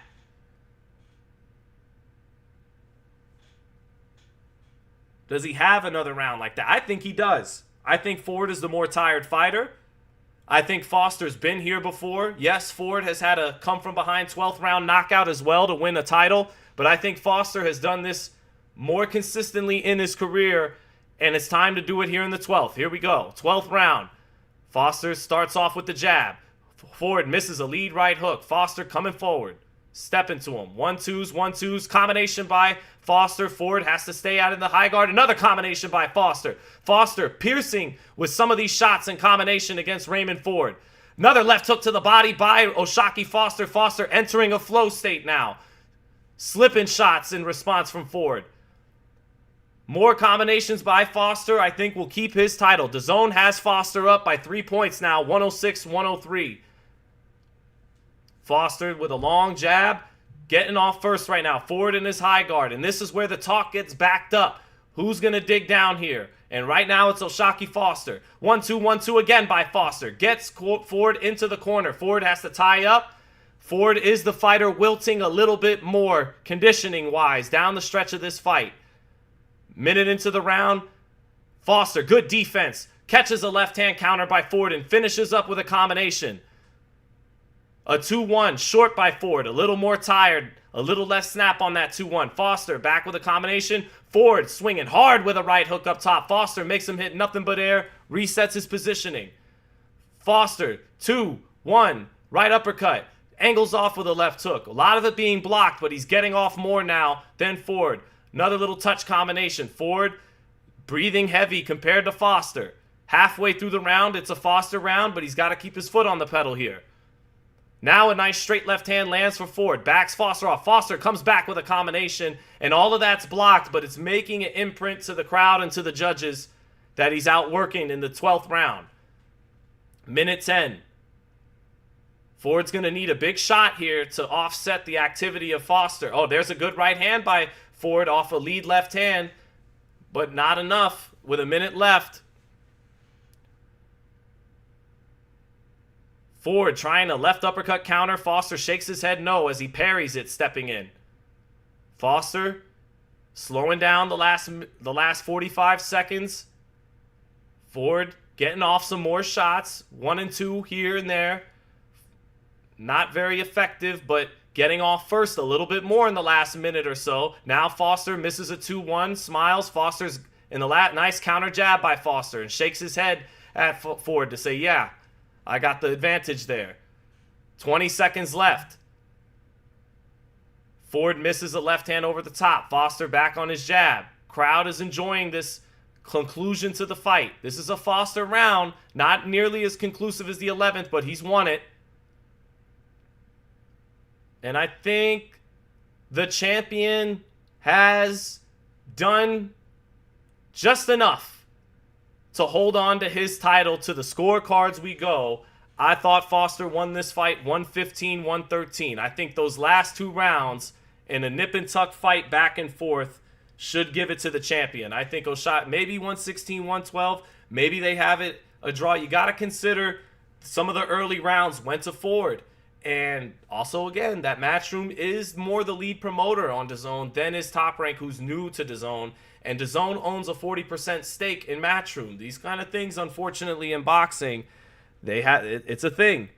But people in the chat are saying Foster won that easy. I don't think he won it easy. I thought he won. But there was a few rounds where, he was letting it real close. And that cost him before against Conceição. Will it cost him here? Will he have to settle for a controversial loss again? Or will the judges see it his way? I think he deserved to hold on to his title. That 11th round was the was the deciding moment in the fight. But fights are not scored that way. They're not scored as one big fight. They're scored round by round. And if the judges were giving Ford the benefit of the doubt in a majority of those close rounds, we could have a controversial verdict here. But I do think Ford looks like the more beaten man. Foster feels very assured he's won. Ford looks like a man that knows he coughed it up in the second half of the fight. And I think Foster won this fight. So let's just see what we got.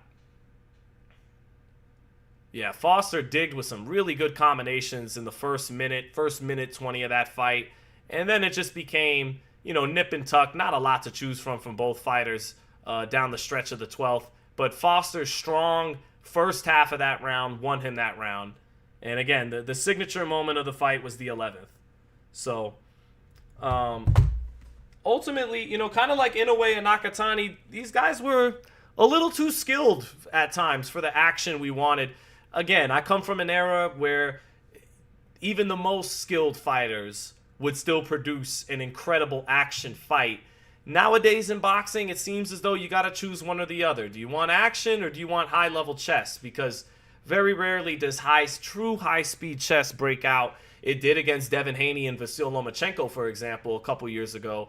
You guys could drop other examples in the chat, but increasingly, the high-level chess comes at the sacrifice of clean, hard punches being landed. And again, once upon a time, Leonard Hearns, Leonard Duran, De La Hoya Mosley, Morales Barrera, Corrales Castillo.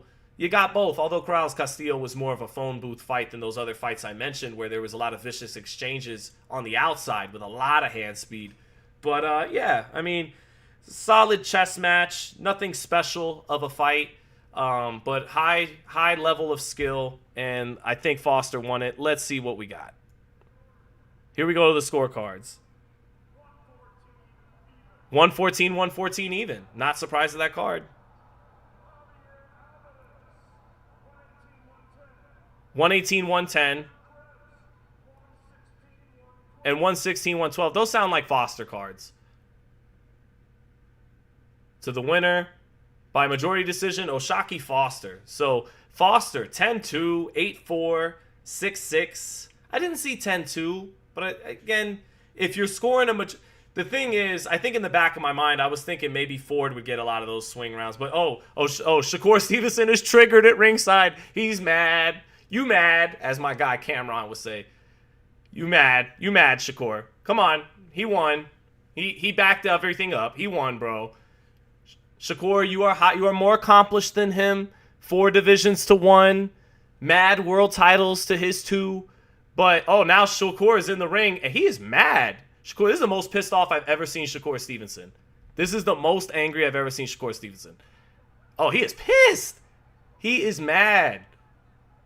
And Oshaki Foster's like, okay, let's fight. Wow, Shakur is mad. Shakur, this is the most pissed off I've ever seen Shakur. Let me hear what they're saying.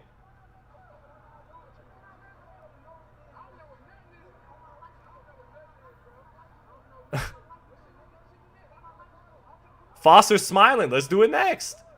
Good for Foster, man. Now Foster points at the camera.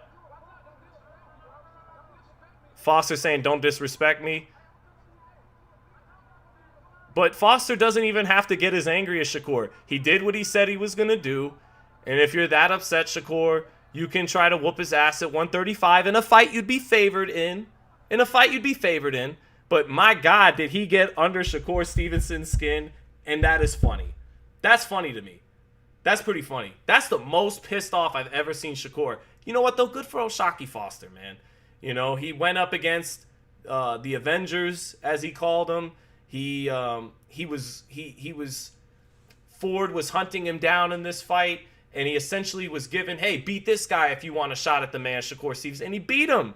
And he turned away a young, hungry kid who was talking mad shit. And I like Oshaki Foster, okay? I like Oshaki Foster, and I like Ray Ford, too. I said Ray Ford would become a world champion when he fought on the Canelo Callum Smith card. Oh, and he shit on your boy SZ. Why'd he do that? But Ford was good enough that I didn't want to pick against him to give him a chance to shit on me some more on Twitter. And I honestly thought he had a great chance of winning this fight. And I just wanted to enjoy this fight. I didn't have a pick in this fight, so there's no "I told you so" here. But Abraham Nova, who was on the channel, can say "I told you so." But the smart money from Angelo Leo to Abraham Nova to Bruce Carrington, all three fighters that I interviewed on the channel about this fight picked O'Shaquie Foster. So the smart money was on Foster, and he won. Let's see here. So Chris Mannix is interviewing Foster now. Good moment for Foster. Thank you for the super chat, Chakian. Shout out to you, JJJ. Says, Shock Foster, the best at 130. He beats everyone at 130. I've always said this. The best. Him and Emmanuel Navarrete, there's some dispute there. There is no undisputed. Okay, Navarrete and Shock is a hell of a fight. Now, sloppy, disinterested Navarrete gets his ass whooped by O'Shaquie Foster. Focused and turned on, Emmanuel Navarrete switched on, as the Brits say. You know, may the best man win. It's one of them. Navarrete is a much more scintillating, offensive, dynamic fighter than O'Shaquie Foster on offense. Foster is faster, sharper, has better defense, is going to be the same size as Navarrete, who's bigger than everybody from 122 to 130, but not O'Shaquie Foster. That is an excellent, excellent fight. I think more of the smart money would fall on Foster because you tend to favor the boxer over more of the brawler, although I put that in quotes because Navarrete is rangy and creative and dynamic. To just simply call him a brawler, he makes wrong right for him. You think his chin's exposed, and then you walk into a buzzsaw with all kinds of off-kilter, off-rhythm combinations, and he's rangier than you think or might give him credit for, although we have the smartest, highest IQ chat in boxing, so a lot of you probably already know that. But I think ultimately the edge would probably make Foster a slight favorite. The athletic American black boxer who is hard to hit, people will probably lean more towards that over the exciting, offensively dynamic Mexican fighter from Mexico. I think they'll give, I'm just keeping it real here, they're probably going to give the edge to Foster in that kind of scenario. But I'm saying it's more of a pick 'em. They got to run it. They got to run it, bro. But it doesn't look like they're going to be running it. Why? O'Shaquie Foster wants Shakur Stevenson. And Shakur Stevenson's so fucking mad that perhaps he'll actually get the fight. And Top Rank, they're like, oh, we got a good thing going with Emmanuel Navarrete. The guy could sell 8,000 tickets to the Mexican fans in Arizona, to the Mexican fans in San Diego, and maybe in Vegas. We kind of want him to keep doing that for us. He's a good little draw. So maybe you keep him away from O'Shaquie Foster. They have thus far. And we'd rather run that Divino Espinoza fight, something like that. Have Divino, who's like a twig making 126, but he's like Fundora. He can do it comfortably, apparently. I know he can. He talks after weigh-ins. That's a dead giveaway. So, but I mean, what's a shame is, in that scenario, Shakur and Foster, the press conferences are probably going to be more entertaining than the fight itself. Even though I'm game, I'll just like I watched this and enjoyed it for what it was. I got high expectations. I wanted more, okay? But it was a high-level chess match. So would Shakur and Foster. Shakur would be favored. You put a gun to my head right now, I'm gonna pick Shakur. But what sucks is we won't find out who the man at 130 is. That'd be the perfect world. Let Foster and Navarrete find out who's the best at 130. But if you're Foster, you fought Fulton, Conceição, Ray Vargas, Raymond Ford. You want that pound for pound. You've earned that pound for pound name. But Emmanuel Navarrete to me is arguably 10, if not 11, 12, 13 pound for pound. And got 2 belts. That would be a hell of a fight. But some people would say Vaquero Navarrete. Some people would say O'Shaquie Shock Foster.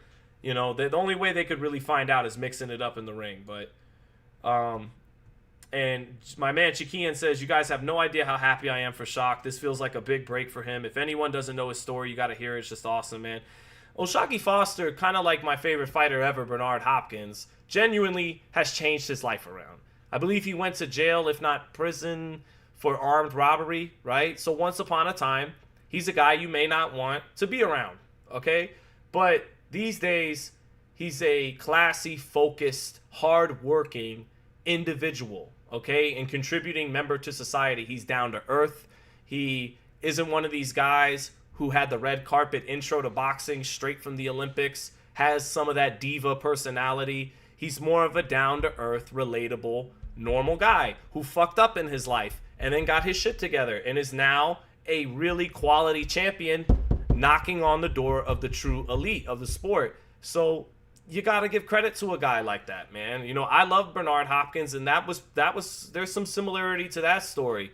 And for O'Shaquie Foster to turn his life around, here's the final punch stats: 99 out of 462 for Ford, 106 out of 528 for Foster. That's what I saw. I saw Foster just at the end there pull away with a little bit more activity and a little bit more landed shots to hold on to his title. So, yep. I am not covering Holm versus Hahn. I just want to do this fight and hop off. But I'm happy for O'Shaquie Foster, and I do wonder where Ray Ford goes from here. This was a fight more geared up for him to win. Once upon a time, once you got around 33 and you fought a 28-year-old former champion who's been calling you out, you would lose that fight, and you really have to be the fighter considering the last chapter of your career. Once upon a time, fighters fight much older on a consistent basis now. I know we had Archie Moore, George Foreman, but the last, it's just, I feel like guys, look at Bivol at 35, Beterbiev at 41, Usyk at just about 40, Pacquiao fighting a couple last year at 46, Hopkins 15 years ago becoming a champion at damn near 50. So, but once upon a time, this was the position for Foster to lose and for Ford to get elevated as a 28-year-old and have a lot of big things ahead of him in his career. But he lost, and he lost his title at 26. He lost his first title attempt at 130. He's not a big name. He's a guy who's going to get a big piece of the pie over the long haul by being a winner. But he's lost, is it 2 of his last 3 fights now? Where does he go from here? Like I was talking about with Top Rank being in no rush to put Navarrete in with Foster over the years, they're not going to be in a rush to put him in with Ray Ford. So those are 3 of the 4 belts there. The other champion at 30 is, help me chat, is it Kakachi, or is it Anthony Kakachi who has the other, or is Kakachi at 26? I can't remember right now. Who is the WBA 130-pound champ? It was Lamont Roach, who hasn't fought at 130 in forever. So who is it now? I don't know, but Shock is top 5 pound for pound. I don't think so, but he is really good. He's knocking on the door. Like, he is now certified top 15. If you got him number 10, that's fine. But I think, he's on the bubble for the pound for pound list, and obviously beating a Shakur gets him there. I think beating Navarrete would get him there. I think beating Navarrete would get him on the back half of that pound for pound list. So Navarrete, after knocking out Nunez, was at number 10, I believe. I don't know if he still is, but he was there for a blip in time. So Kakachi. All right, it was Kakachi. Okay. Shakur just bitched Shock in that ring. No, he didn't, Darius Smith. No, he didn't. He got really triggered, really angry, and Foster was able to smile in his face a little bit and not be as angry as him because he has something to be happy about while Shakur has something to be angry about on this night. Now, you put him in the ring next, I'd have to pick Shakur Stevenson. As excellent as O'Shaquie is, it's like excellent quality champion against elite pound for pound level champion. There's a little gap in level there, even though Foster is operating at a very high level right now. So, so we'll see. Yeah, it was Kakachi. Okay. Does Top Rank have Matchroom's number on their fight? Top Rank tends to have most people's number. Top Rank is the best at building a fighter. Now, sometimes that comes at the cost of several fights in a row that feel pedestrian. Shakur Yoshino, Shakur Artem Hardatunian, Teofimo Steve Claggett, Teofimo Jermaine Ortiz, Bruce Carrington's next fight, But over the long haul, they match you up to where you become a seasoned, experienced professional. And like Matchroom, when they lost to Top Rank in January, Murataya and Cruz was like, yo, this kid's got 5 fights. He's seen a couple of Mexican fighters. Okay, boom, we're going to go right to the title against Murataya. Murataya, meanwhile, had like quadruple the professional fight. Fought Tevin Farmer. Like, fought a crafty vet. You know, fought Zarur Abdullayev, a decent, in his prime guy. Nothing special, but, you know, guys like Burgos and Moran, they were, and the Japanese fighter fought. You know, it's better quality of competition over a longer period of time with more versatility to the styles he was matched against. So that adds up, man. And the downside with Top Rank is you're going to get a lot of pedestrian matchups along the way these days. I think they've gone a little too conservative the last couple of years. You know, once upon a time, building a Miguel Cotto was like, oh, chop Corley. Like, Cotto's supposed to win this. It's in Puerto Rico, but like chop Corley just gave Zab Judah in his prime a split decision a couple of fights ago. He hurt Floyd Mayweather in the 4th round, a prime Floyd Mayweather. Like, okay, and then sure enough, Cotto got fucked up for a round or so against chop Corley. Like, and then, oh, they're going to put in Ricardo Torres, who was a late replacement, but still like 28-0, 26 knockouts. Like, oh shit, you know, and like now they've gone a little too conservative to it, and that's kind of what hurt him with the ESPN deal. But what my long-winded ass is trying to say is that their long-term approach to building a talent pays dividends in these fights, and that's why their fighters tend to win. You know, the only recent example I could really think of was Devin schooling Brian Norman, and Brian Norman's good. I really like Brian Norman. I thought he looked really good his last fight. I think he's still got a bright future in front of him. But even then, it's like, but Devin Haney did get his graduate degree at Top Rank with Lomachenko and won the title with Top Rank, beating Kambosos twice. But, you know, you can't chalk. It's just 3 fights. You can't chalk that all up to Top Rank. Matchroom. Actually, some of Matchroom's best work was with Devin Haney. Giving him Linares, giving him Gamboa, giving him JoJo. That was good work. That was good development. And then he got his graduate degree at Top Rank. So, but that's like one of the most recent, that's one of the very few examples I could think of where a Top Rank built fighter lost. And even that, again, came with a caveat of a guy who got his graduate degree at Top Rank. So, yeah, Bruce Trampler and Brad Goodman know what the fuck they're doing.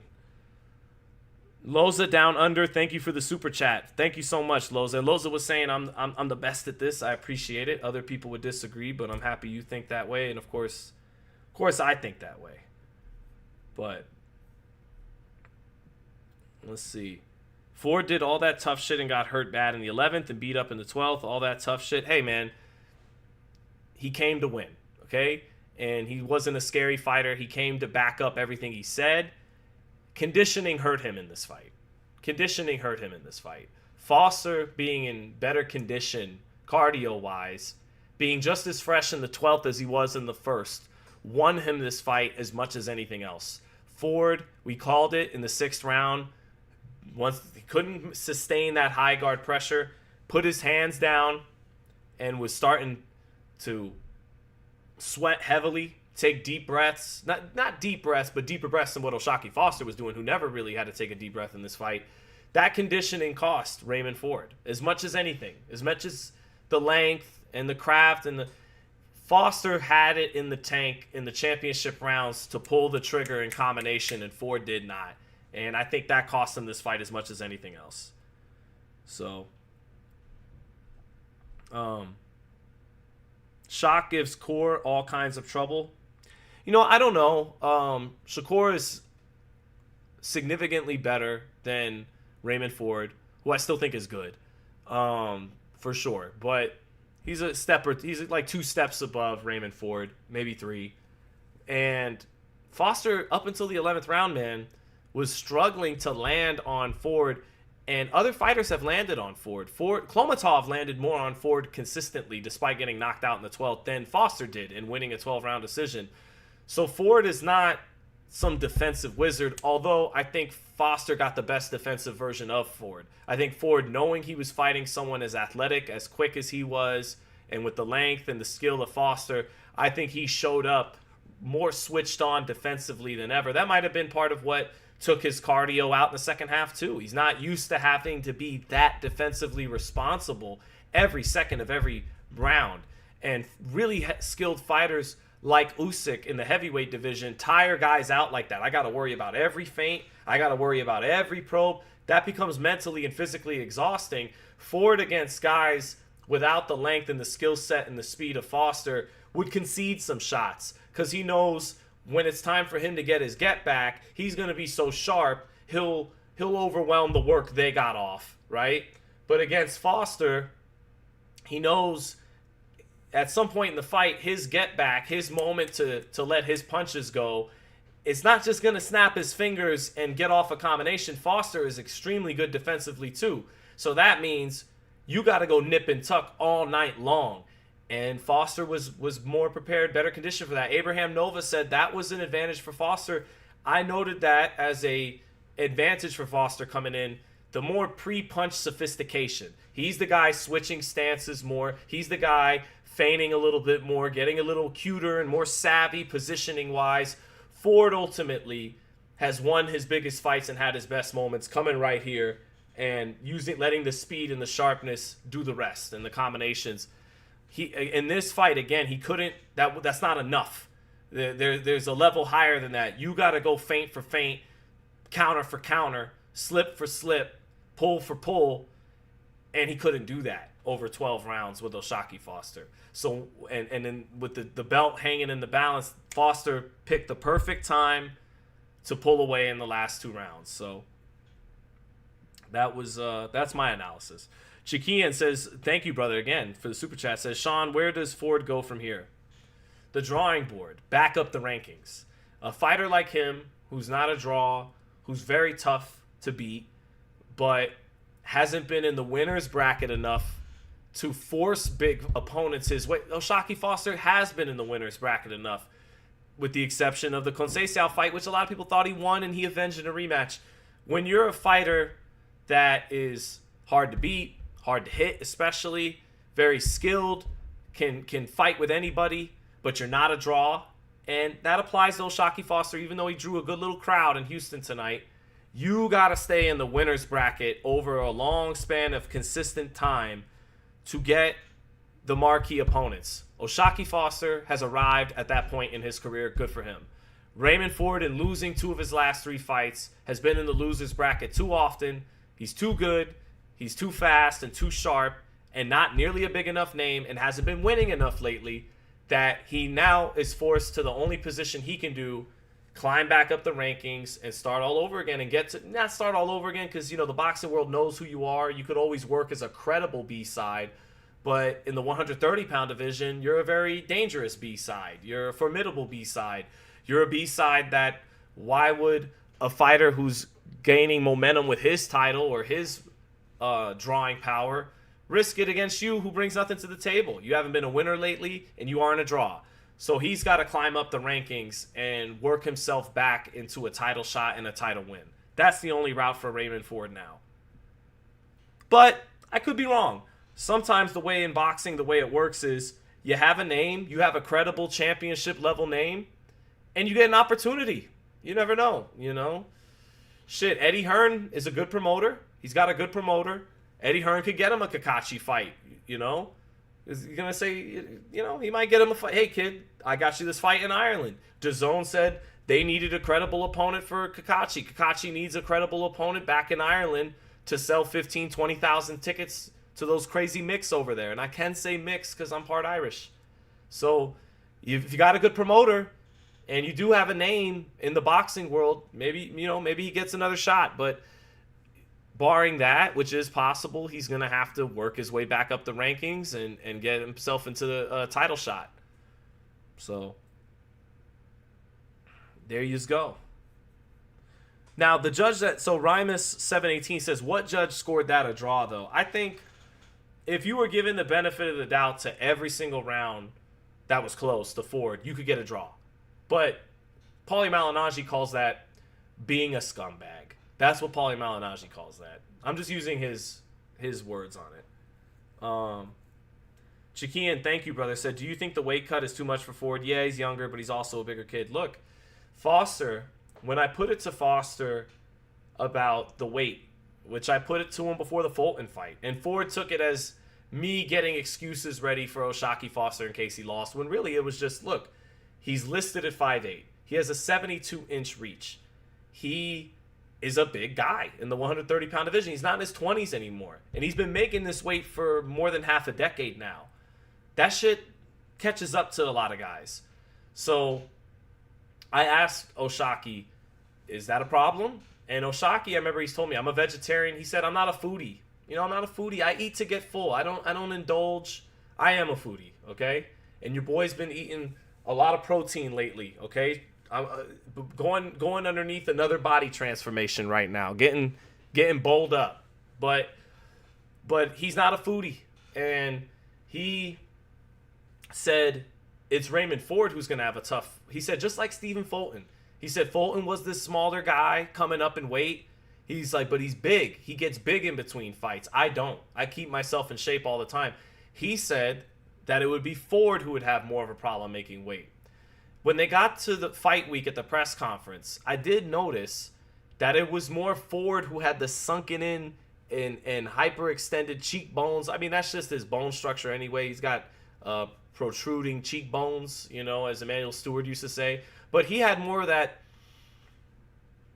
face, sunken cheeks than O'Shaquie Foster did, who actually looked healthier for this fight than he did for the weigh-in for Stephen Fulton. I remember when I saw O'Shaquie at the press conference in Texas, he was bone dry. I mean, he looked damn near like a skeleton in the face. His cheekbones were super sunken in. This press conference, when they're pushing each other one day and then Ford's pushing him the next day, Ford looked like the guy with the more sunken in face despite coming up. And, you know, Foster's words aged well. He said he would have the one because he lets himself get a little bit too big in between fights that would struggle with the weight. I think that might have been the case given how Ford faded in the second half of this fight. So we'll see. Bubba Gum says Shock greater than Shakur. I don't think so. I think Shakur is going to be the favorite to win that fight. And, you know, I would agree with that he's the favorite. Shock is the more, you know, relatable, come from behind pause story. You know, he's the ex-jailbird. He's the guy who went to jail, turned his life around. Shakur is the red carpet, won the silver medal, signed from Top Rank day one, you know, was always pegged to be a pound-for-pound guy, became it, gets elevated all the way up to number 3 after beating Teofimo, which on the eye test makes sense, accomplishments make sense, but, you know, that's putting him ahead of someone even like Bivol, who is done more at the highest level. You know, that was, you know, Bivol, you know, it's close, actually. It's close. I don't know. The point being, look, Shakur's earned it, okay? He's earned it. But Shock is more the underdog, the guy who people didn't see coming, who just a couple years ago wasn't even on television like that. And now here he is. He's arrived into his 30s, you know, through the back door, of boxing. And Shakur came through the front door, and he earned that by being a way better amateur than O'Shaquie Foster, by earning an Olympic bid and winning, like, I think the first silver medal the United States had won in the men's division in a really long time. So he earned that hype, and he's backed it all up.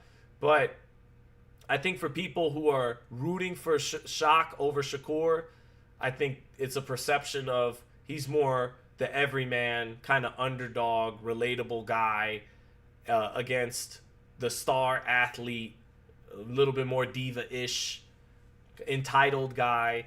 But if they fight, I'm picking Shakur. So, but it'd be an interesting chess match. Probably a lot like this fight. Not a lot of significant punches landed. So, and I don't know if here's the problem for O'Shaquie Foster. I don't know if he can out Shakur. You know, and maybe he can pick up it, but Foster's a guy who's gonna pick up his offense in spots when he really needs to after making a lot of rounds really close. Making a lot of rounds really close and boxing on the outside with Shakur is gonna outshock him, you know, and Foster would need to fight the way he fought the 11th and 12th round in the first half of a lot of those rounds in the second half of the fight, he'd have to fight that like 3 minutes of every round for a lot of the fight, a lot more consistently. And he's never shown us that gear. So, you know, I think you'd have to favor Shakur Stevenson. Does Foster have enough power? I think Foster has respectable power at 130. I don't think he'd have anything that would... I don't think he's hitting as hard as De Los Santos. I don't think he's hitting as hard as Teofimo. I don't think he's hitting...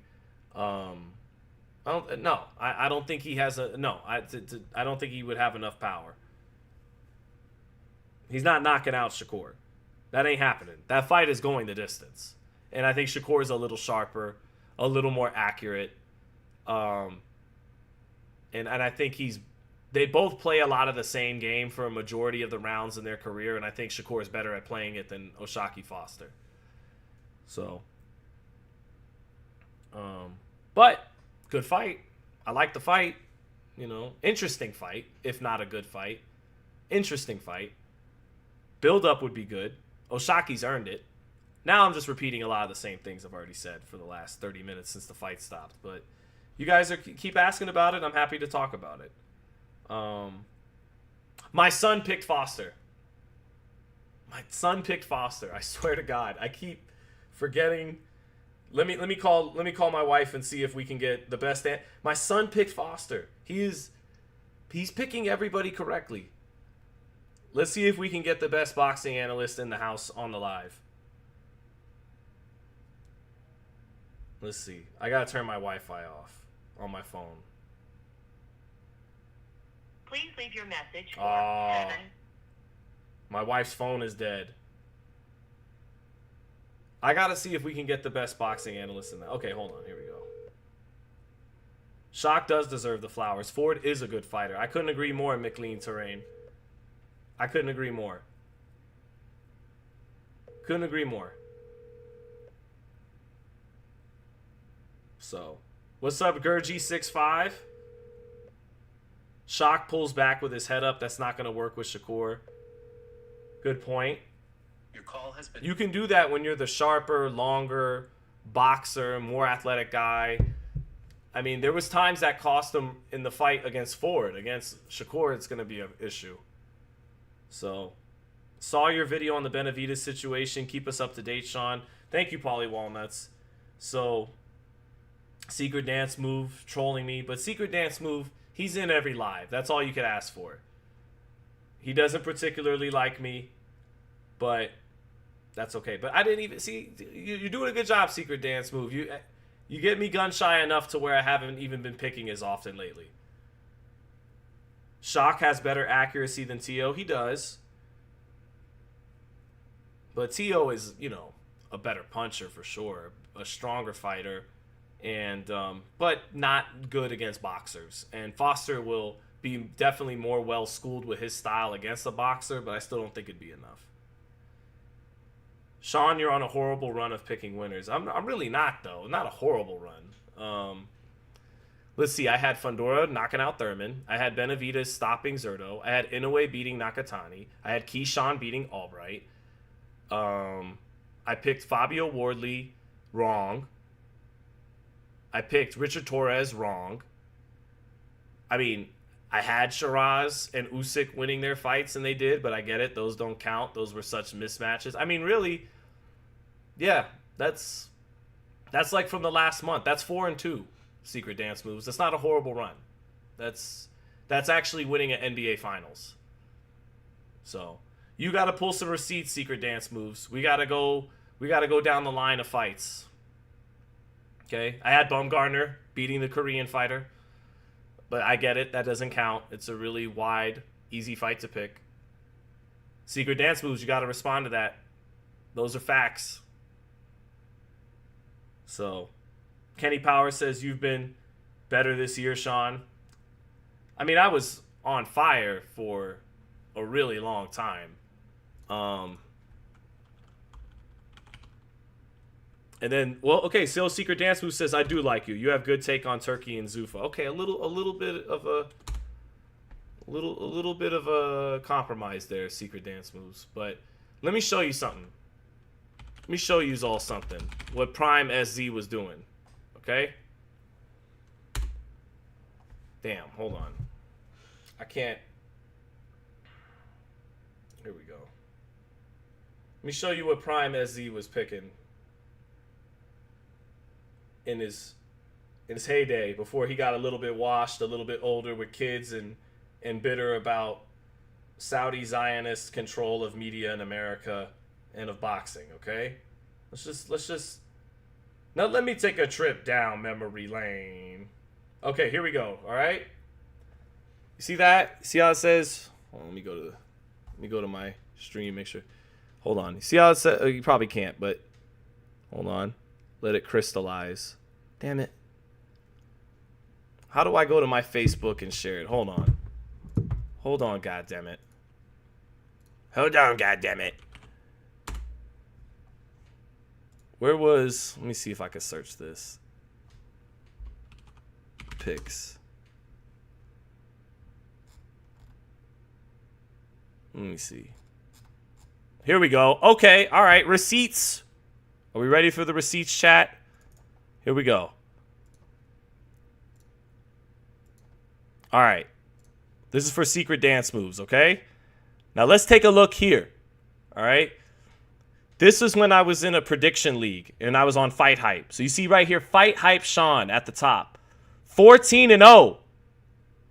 14-0, chat. All right. I was 14-0 and I finished that month. Damn, I don't have that picture, but. And what was douchebag me saying May 13, 2018? So I finally got into a league where I cast my picks each month, starting this month. So now I'll have more than just tweets to prove that, well, I almost never pick a fight wrong. Okay, that was cute, right? I actually finished that month 24-2. So, see, once upon a time, come on, man, going 14-0 is not easy in fight picks. For a long time, your boy did not miss.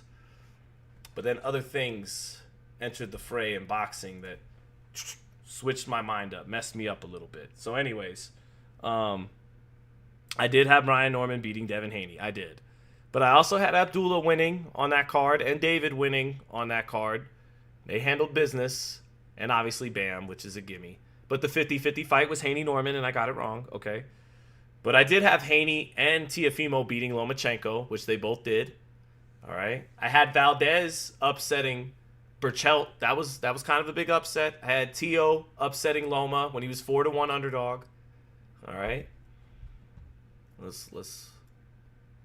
I got Rolly and Ryan wrong though. Anyways, back to the chat. The theatrics back and forth helps build the Shakur versus Shock fight. Cord needs a dance partner and someone with a personality. There you go. Well, I like Shakur and Murataya, but I don't know what happened there. It died on a vine. That fight just kind of... 15 years and months ago, I picked fights correctly. Just messing with you. Fair enough. But I mentioned some fights from this decade. But did I pick Teo or Taylor? Teo. I think I got the receipt for that. I got the receipt for that. Hold on. I think I got the receipt for that. I know everything. Let's see. Hold on. Just seeing if I have the receipt.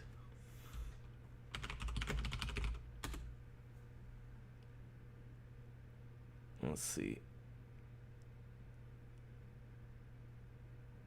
Yeah, so here we go. I got the receipt from Teo and Taylor. I said, I'm taking Teofimo Lopez this weekend. Got to do a pre-fight breakdown on Fight Hype to expand on it. I'm going to do a live at some point when he's ready. Move up to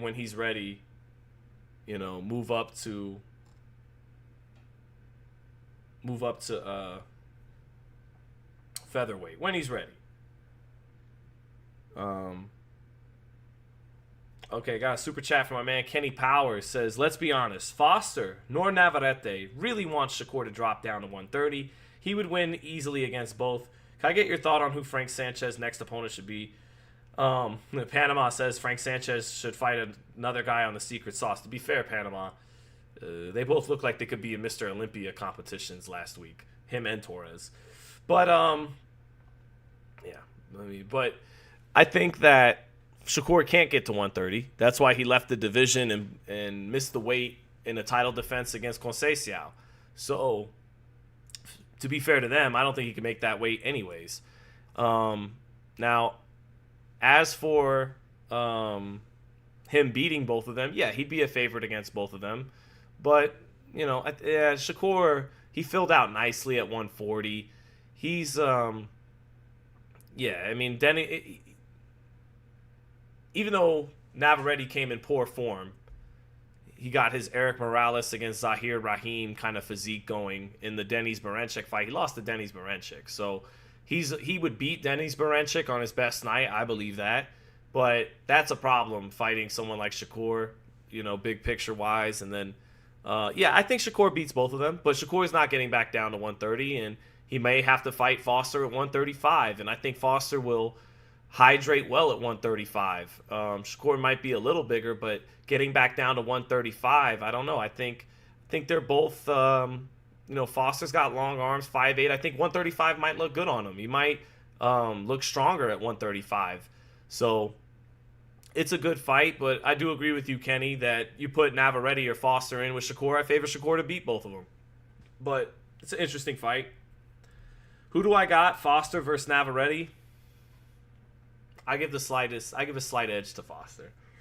I would, Jim Lampley told me, and has said publicly, he's like, against a great offensive, dynamic fighter who is offensive first, you gotta favor the more defensive, technically sound, shut down fighter who may not be as offensively exciting, but ultimately in that style fight, usually the great defender beats the dynamic offensive fighter. So, to go off Jim Lampley logic, which is excellent, I'd have to give the edge to O'Shaquie Foster. But it's a good-ass fight. And then as for who should Frank Sanchez, I made money off your Barrios Ugas pick. Thank you, Malcolm Xbox. And Barrios was an underdog in that fight. And I was like, oh, no. For sure, Mario Barrios is going to beat Ugas. For sure. That's going to happen. So that's back when your boy picked fights from his chest. Like, listen, this is what the fuck is going to happen. These days, I'm like, I don't know.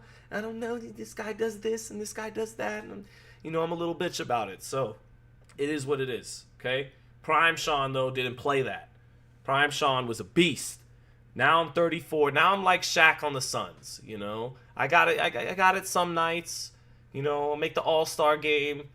But I'm not Lakers Shaq right now, okay? Not even really Miami Shaq, okay? I'm Miami Shaq in the finals, scoring 14 points a game with 10. I'm doing just enough to be a second option to Dwayne Wade having the greatest finals ever. But who should Frank Sanchez next opponent be? The IBF title against, I think we talked about this after he knocked out Torres. I'd have to look at the rankings again. Hold on. Who was it again? Italma, but Italma skipped out on the eliminator. I love Italma, his talent. I mean, I am the U.S. president of I am the president of the U.S. chapter of the Moses Italma fan club. But man, they gotta get ambitious with their matchmaking. The great Teddy Atlas said, one more, maybe two, but one more, and he's ready. He's ready. Let's do it. Let's see the Usyk fight. And they're talking about Flip Hrgovic. It's like, nah, man. Nah. Vacant IBF title fight, Frank Sanchez.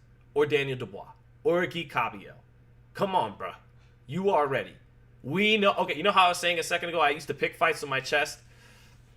He will knock out Flip Hrgovic. I know this. You know this. Everyone except maybe Flip Hrgovic knows this. So what are we doing here? Okay, let's see him fight. You can't go from the next Iron Mike. Maybe we'll win the heavyweight title as young as Mike did.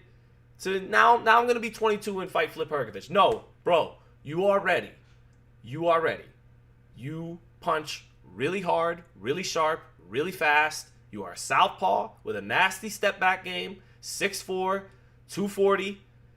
You are a bad motherfucker. What are we doing here?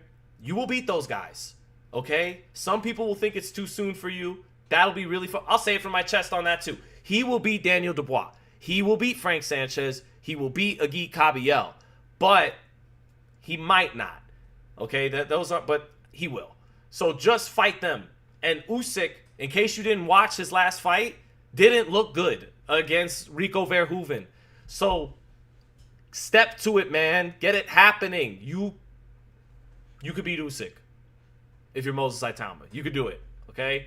I know a lot of the boxing intelligentsia and media is going, their ears are bleeding when I say a guy who hasn't proven shit, whose best win is a faded Dillian White and Jermaine Franklin, who's chubby, okay, not really in good shape, and never really beat a top heavyweight. His claim to fame was going 12 rounds with an uninspired Joshua. He can do it. So do it.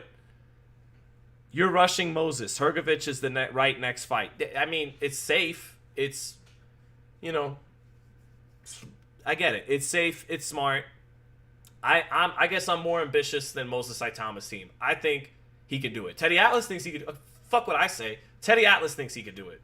Let's reference the guy with actual credibility here. Teddy Atlas. He thinks he could do it. So a Sanchez and a Agit are problems. Especially they are Rick. But you know, you gotta roll. You gotta. You know, I think he's the favorite against them, though. I bet you if they made those fights, he would be the betting favorite.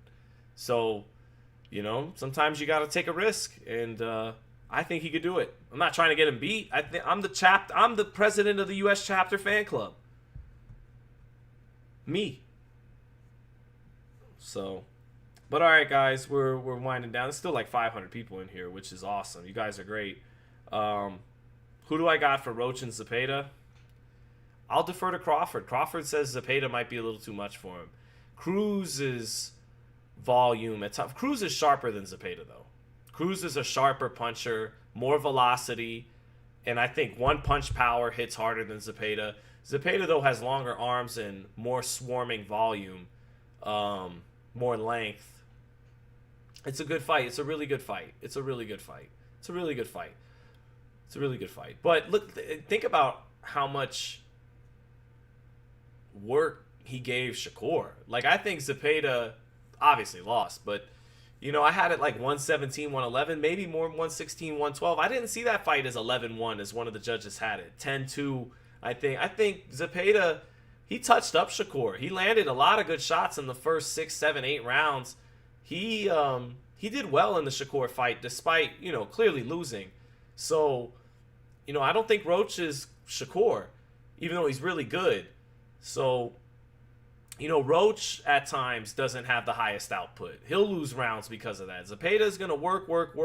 Roach is like the more skilled fighter, the better counter puncher, the slicker defensive fighter, and he will have Zepeda right in front of him for the most part. But Zepeda, though, I mean, watch him, you know, fuck around and learn from that experience with a fighter like Shakur and use his length a little bit more educated this time before he mounts his combination. Watch him after 24 rounds with Tevin and 12 rounds with Shakur, like, be better and become a little bit harder to beat now and be a little bit bigger and longer and have more volume than Lamont Roach. But at the same time, though, he's got to get down to 135. It's not like he's going to be allowed to go to 140. Roach will be probably more comfortable at 135 than at 140. He's a little too small for 140, but so was Pitbull, kind of. They both were coming up from lightweight. You know, I mean, Cruz was there longer, but I don't know. That's a good fight. Terrence Crawford picking Zepeda speaks volumes. I think that was Crawford just being objective and calling it like he sees it. He probably will be rooting for Roach, you know. Probably hopes Roach wins the fight, but the fact that he picks Zepeda might be an indication that Zepeda's the favorite. I don't know. I like Lamont Roach. Like like we said about Foster being relatable and a cool, down to earth guy. So is Lamont Roach. Lamont Roach is a really cool guy. And his father, they're really good people, man. Like, his dad is a really good dude, man. A really classy man. Raised a good son in Lamont Roach. So, I like Lamont Roach. I'd be happy to see him win that fight. But Zepeda is a humble Mexican warrior. Doesn't say much and just shows up to fight. That's a good-ass fight. I think it's bullshit that Shakur got stripped of that title they're fighting for, but one man's bullshit is another man's treasure. And that'll be their treasure, fighting for the green belt. It's a good fight. Raymond Murataya versus Keyshawn. That would have been a hell of a fight, but Keyshawn's not a lightweight. He's barely a super lightweight these days. He's sounds like he wants to head to welterweight, so that fight's not on the table. Torres and Anderson's a fun fight. It is a fun fight. Top Rank should just do a little low-scale doubleheader with those two and comeback fights, and then set up a prospect must go home fight eventually between the two of them. That sounds fun. Again, I think the best prospect the United States has at heavyweight is Joseph Awagnogia Jr., who's in the amateurs right now. So Fexemi says, instead of Benavidez and Beterbiev waiting for the Bivol lottery, they should fight each other for an exciting monster fight. Winner gets a champ. I couldn't agree more. Especially if Bivol's going to fight like Callum Smith to reclaim his WBO belt. But what I was told today from some people with really good information, let's just say that, sounds like Beterbiev and Bivol will push ahead with a trilogy in Russia that'll be funded by the Russians, not Turkey. Where they're maybe getting guaranteed around $20 million apiece, that kind of thing. And it'll be in Russia, the trilogy. And if that's the case, then you're gonna see I think in all likelihood you're gonna see Benavidez fight for a WBC belt at the end of the year, which Jose admitted to me on the phone isn't really all that appetizing, isn't really the fight they want. But if Noel Mikhailian and Jai Opataya, who had a face-off back in January and have been circling each other the last couple months, and 2 weeks ago or so it got reported they were headed to a fight, if that's what's going to happen next. And now I'm not saying Benavidez's team really tried to make an Opataya fight. They've shot down that fight too. Jose has said, he's told me, maybe in 2 years, nobody knows who the guy is. He fought in front of 500 people last time. David's talked about not wanting to fight for a Zuffa belt. He wants to fight for the traditional belts. His first option is going back to light heavyweight against Bivol. But he also said, how about a catchweight fight? But then said, yes, I still can make 175 pounds. I didn't like the catchweight talk from David. So it's not like David has ran towards a Jai Opataya fight. But at the same time, it was confirmed to me, really from both parties I talked to, Team Benavidez being Jose and other people I've talked to in the business close to the situation, that Team Opataya never offered a fight to David Benavidez either. They've had this Noel Mikhailian fight long in the works. So there's a lot of talk right now of Benavidez ducking Opataya. But if all along he said he's going to go to his first priority is Bivol at light heavyweight, who was stripped of facing him instead of facing him. And Turki Al-Sheikh did shoot down that fight last year, per The Ring, his own outlet. He's the one who said, I'm not interested in that fight. And if Bivol knows what's good for him, then he'll continue to do business with me, right? So if Benavidez wants Bivol and wants to get back to light heavyweight, and Opataya's team's never offered him a fight, and Opataya's team has been working on a Noel Mikhailian fight for months anyways, how can David be ducking Opataya?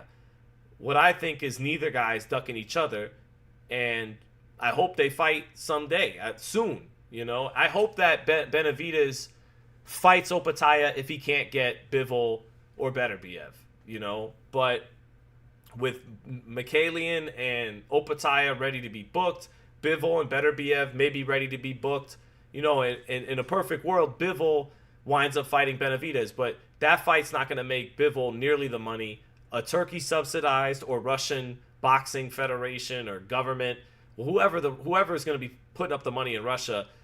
I heard around $20 million for Bivol in a trilogy.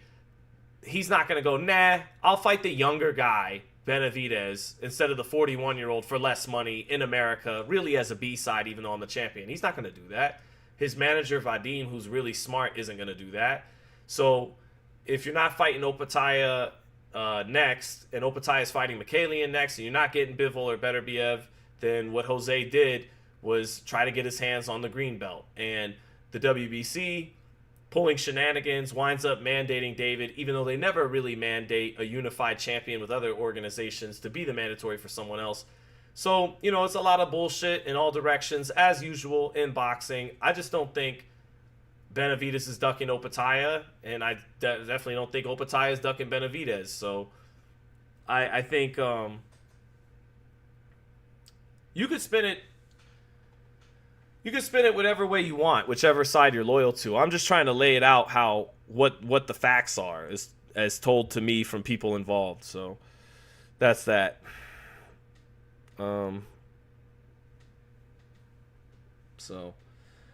But all right, that's about it for now. I'm gonna get out of here. Thank you guys for joining in on the chat.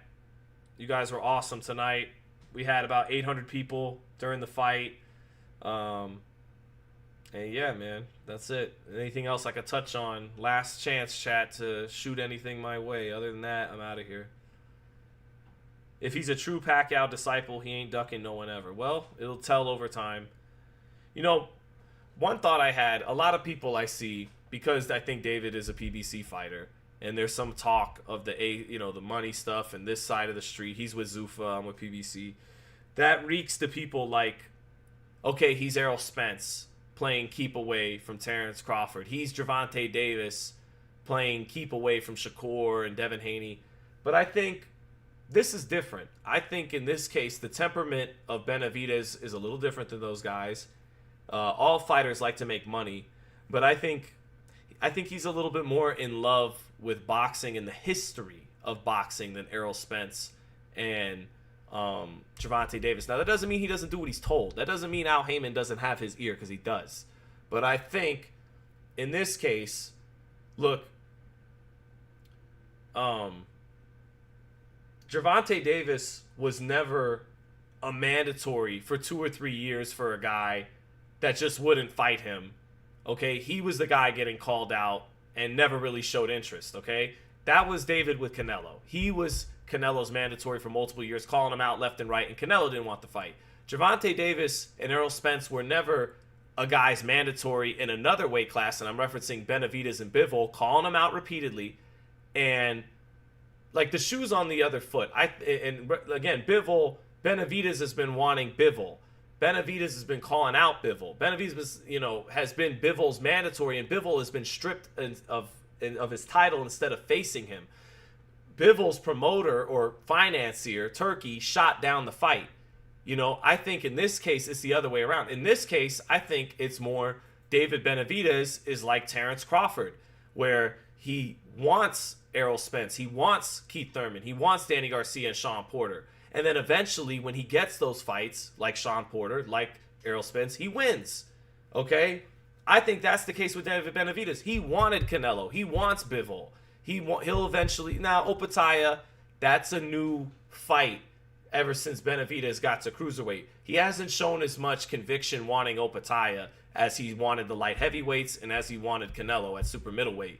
But in this case, I think he's more like Crawford was against the PBC fighters than the PBC fighters were in dealing with Tank and Haney and Shakur and Tio and Spence dealing with Crawford. That's just my opinion, okay? And back then, I was critical of Tank not taking those fights. I was critical of Errol Spence, I'm not critical of Errol Spence, but I was critical of PBC for not wanting to make that fight. I said, hey, at the end of the day, deciding who the best welterweight is shouldn't come down to what promoter you're signed with. Everybody felt that way in boxing, and I picked Terrence Crawford on the record to knock Errol Spence out, and he did.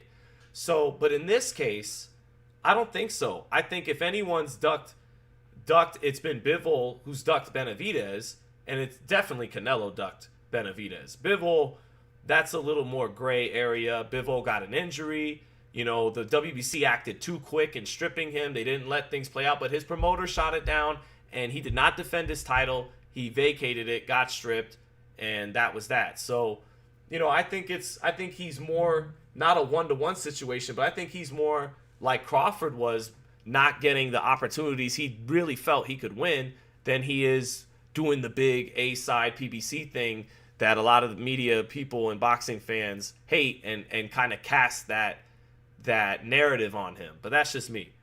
So, but I did a show with Cameron on PBC, so they'll say I'm a PBC writer, so I get that.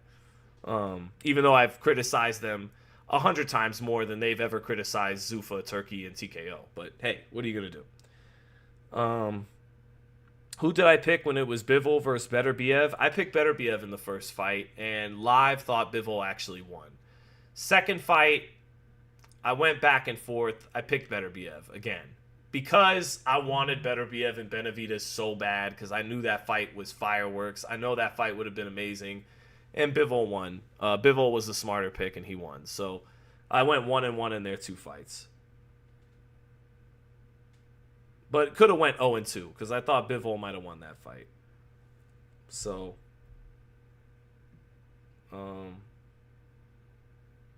so that's it. All right, guys, I'm out. Thank you, Tay-Day. Thank you, Maria. Thank you, Secret Dance Moves. Thank you, Weedy Gonzalez. Love you, Chiquian Talks Boxing. That's my guy. McLean Terrain. Thank you, brother. All you guys, man, were awesome tonight, and I really appreciated your time.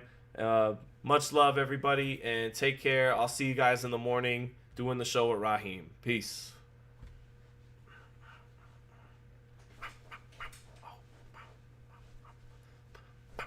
All right, I'm out. Wait. Hold on. Let's get something sharp on camera before we go.